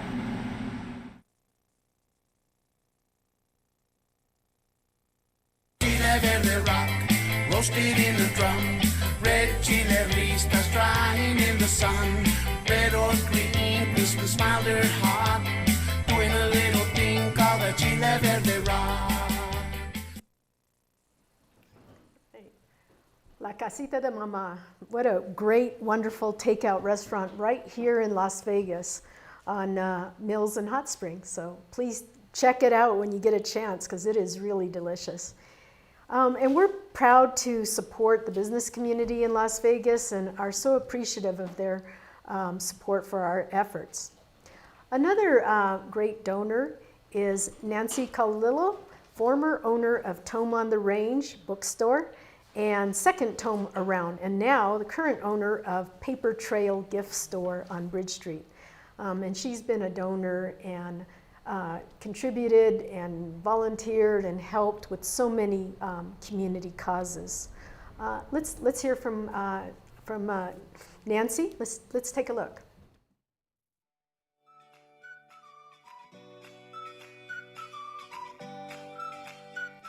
You want to be close to the projects that you're helping fund, and as I said, it's keeping your money local. There are plenty of places to donate, but why not see the fruits of your labor and see things improve in your own community? And I think that helping it thrive, I think that means creating opportunities for residents of Las Vegas, for creating business opportunities for local entrepreneurs who want to get involved in helping create a vibrant community. Las Vegas is historically the commercial center of northeastern New Mexico. And I think it's important that we maintain that, and that has ramifications all down the line, not just for the businesses, but for the residents. I consider what I do quality of life issues for Las Vegas, giving people an opportunity to keep their money local, to stay here at home, and to work and also to support the broader Las Vegas economy. We're a very public economy with school districts and a hospital and the universities and et cetera. So I think it's also important to have a vibrant private economy. And I think helping nonprofits and all of the wonderful things that the foundation supports is really key to keeping Las Vegas a vibrant community. One of my favorite things about Las Vegas, raindrops on roses, whiskers on kittens, chili on burritos, and all sorts of things. What I love about Las Vegas is it's real. You know, when I decided to make a big move, I could have gone anywhere. I could have gone to Santa Fe, and you know everybody's favorite refrain in Las Vegas is, we don't want to be another Santa Fe. I'm in Las Vegas because it's a real town with real people and a community spirit, and I find that charming and energizing, and you couldn't find a better business community than right here in Las Vegas. Thanks so much to our friend and great supporter of Las Vegas, Nancy Calalillo, who's made many contributions to our community. Thank you so much, Nancy. Now, even after the show is over tonight, you can still make a contribution to the Las Vegas, New Mexico Community Foundation by going to our website. Again, that's www.lvnmcf.org. Or you might consider mailing us a check to the Las Vegas, New Mexico Community Foundation, P.O. Box 1002, Las Vegas, NM 87701. Okay, and we have coming up is another guest video, and that's Meredith Britt. And Meredith is an artist. She is wonderful, and she works in different mediums, especially her collages look like paintings, but even the shadowing and each individual leaf is so vivid, and they're all cut out of paper, little pieces of paper, and they're just beautiful, wonderful. She had one displayed on Bridge Street while we had the construction going on of the little diner. So it's a beautiful piece of work. I'm proud to say I own it in my dining room, so it's wonderful. She's also part of the artist cooperative El Zocalo, a gallery on the plaza here, and has also supported a lot of community causes. So she's just been a wonderful, active member and generous donor. So let's take a look.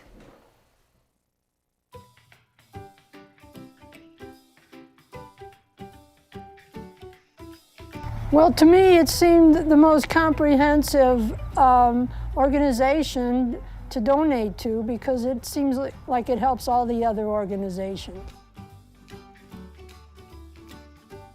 Well, I just think it's wonderful that nonprofits and groups that are trying to do some good in the community can not have to worry about fundraising, that they can turn to the foundation and get their operating expenses, which is often the hardest part.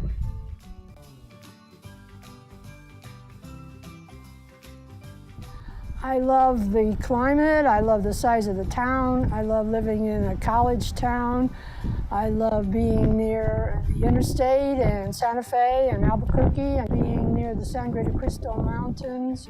I love the lack of traffic. The people here are extremely friendly, in my opinion, and it just feels like a family.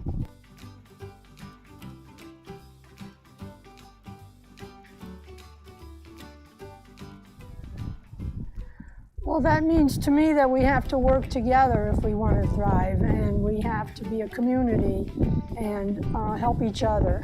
And that's the whole mission of the foundation, is to help the rest of us to do whatever works for the community. I'm very happy to be living here. In fact, it's an honor. So I've always tried to give back in some little way, whatever I could. And I believe the Community Foundation shares that philosophy.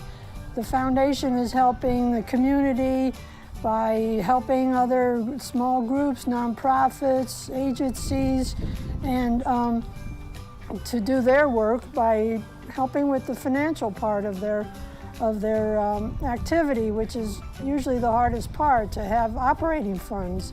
And so I've given what I can to the Las Vegas Community Foundation, and happy to do so. And my dog has made contributions too, but I picked those up.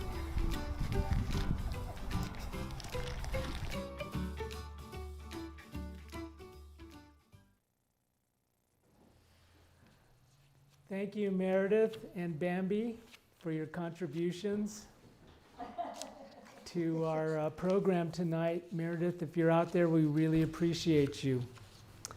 And so now we have our final grantee video of presentation of the evening, and that's the Las Vegas Arts Council.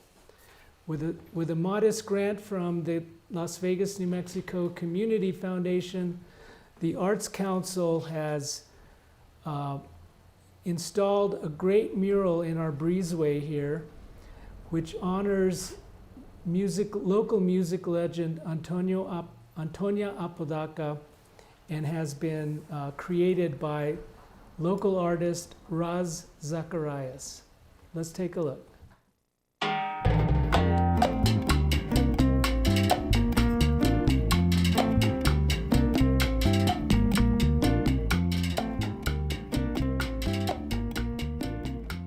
We're here in our gallery, Gallery 140 on Bridge Street, where you can see behind me the great St. Francis, which is an example of a gallery full of clean art paintings that we have right now that are also on virtual exhibit in our online gallery at lasvegasartscouncil.org, and also here in a live setting where by appointment, which you can make through the website, you can come in and actually look at the art in person, in a small group, and hopefully make some purchases of those fine pieces of art.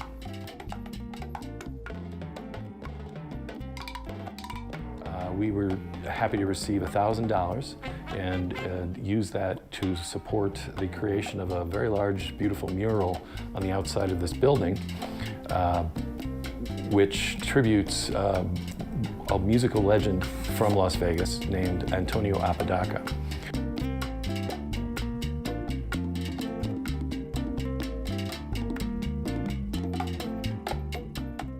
Unfortunately, she passed away a couple of years ago, and we had the project ongoing, and hoped she would be here to be able to see it, but that didn't happen.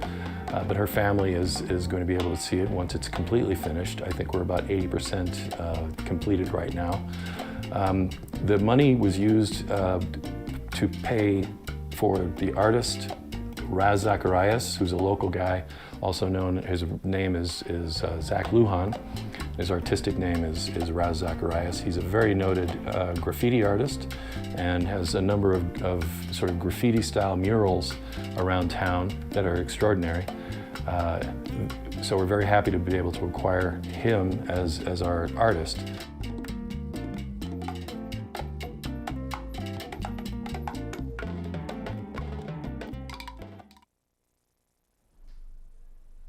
Great, thank you to our partners here on Bridge Street, which is the Las Vegas Arts Council. We're really excited about that mural in the breezeway.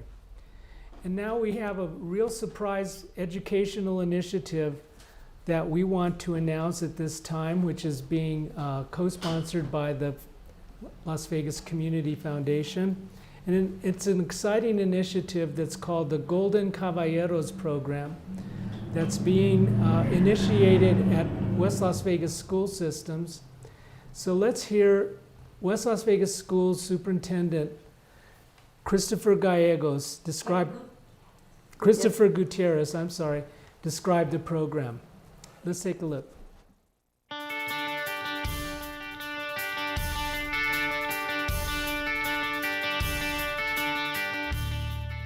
Currently, right now, we have a program called the West Las Vegas Golden Caballeros program. And what this program is looking at is we're looking at transitional years for students that are below grade level. And what we're looking at is to get them tutoring services from peer tutors in the high school, middle school levels, to be able to bring them up to par when it comes to grade levels in math and reading education. Currently right now, with a couple of donations that are coming through the foundation, we will be able to fund this program in terms of being able to pay the tutors, pay the adult director that will supervise the tutors, and also train them to be tutors, and to be able to have incentives for the kids that are getting tutored.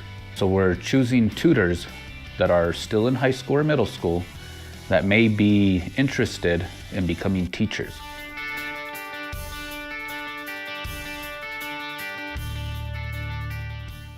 And with this, they're able to earn credits and even be on the urge of having some type of degree by the time they graduate West Las Vegas, or have a bunch of their educational classes completed.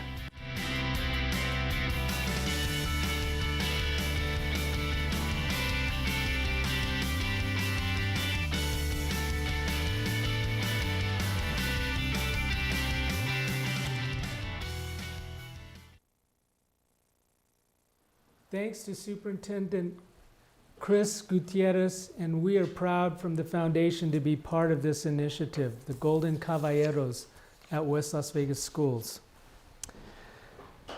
So what a wonderful program that is at West Las Vegas, and we're really proud to be supporting education here in our community. So Rose, let's take one last look at our donations. All right. All right. Thank you everyone out there. We have raised $34,755 just tonight. So thank you for your generosity. And so we just now have been informed of another super generous donation, and that is an additional $15,000 to continue the work of some special projects. So we are closing today at $49,000 and $755. So wow, thank you so much for all your generosity. Keep them coming in. If we can hit the 50,000 with just a couple more hundred, that would be wonderful too. But we are very, very, very grateful for everybody's support and contributions, and all the grantees and donors and volunteers. This is really, really a wonderful event to celebrate making Las Vegas thrive. Thank you to our greater Las Vegas community for your generous contributions tonight. It's really going to help support many of our local nonprofits and help us through these difficult days. Mm-hmm. And thank you to all our family and friends out of state, out of Las Vegas and Santa Fe, Albuquerque, and other states for your generous support too. Really, really appreciate it. And we're indebted to our sponsors, the Las Vegas Optic, radio stations KLBF, KFUN, and KNMX for helping promote this 2020 Chili Challenge. Thanks also to all the great volunteers who made this show possible. The videographers, donors, grantees, restaurant owners and chefs, the writers, the technical team, the Manitos program, the New Mexico Humanities Council, the City of Las Vegas, the Rough Rider Museum and publicity team, and board of directors of the Las Vegas, New Mexico Community Foundation. Okay, and as we go for our closing, I just wanted to point out that you've been listening to fragments of a great song, the Green Chili Rock by Taos band Lluvia Negra. during our restaurant segments. And we think it's now time that we play the entire song. It's really cool. Please enjoy this song while we acknowledge all the folks who put on the 2020 Chili Challenge. Thank you, everyone. Thank you.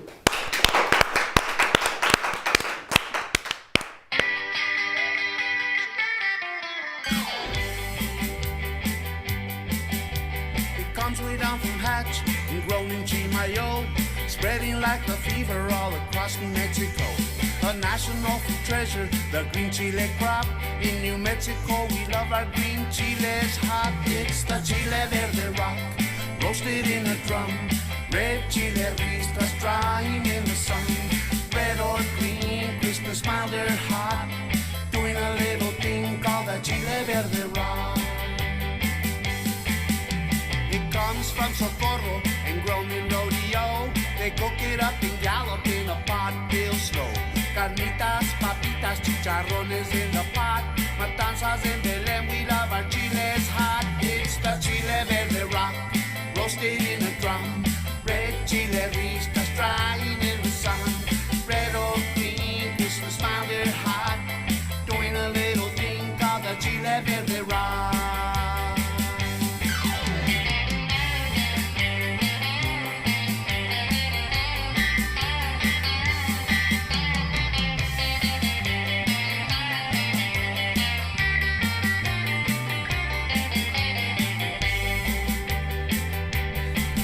Albuquerque where the chile grows, and up to Santa Fe where the red chile flows. Hot like a fire running wild in the woods. From Taos to Tucumcari, it tastes so good. It's a chile verde rock, roasted in a drum. Red chile ristas drying in the sun. Red or green, Christmas smile, they're hot. Doing a little thing called the chile verde rock. When you want some famous New Mexico cuisine, take a ride to Piagini's and you'll taste what I mean. A New Mexico tradition, art and soul.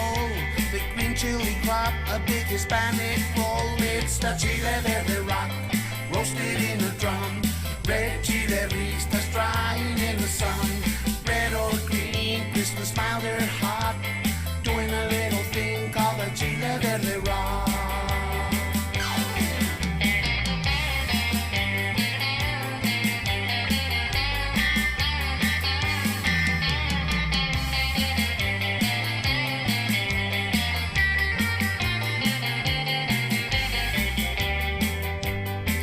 Yeah, the chile verde rock, roasted in a drum. Red chile ristas drying in the sun. Red or green, Christmas smile, they're hot. Doing a little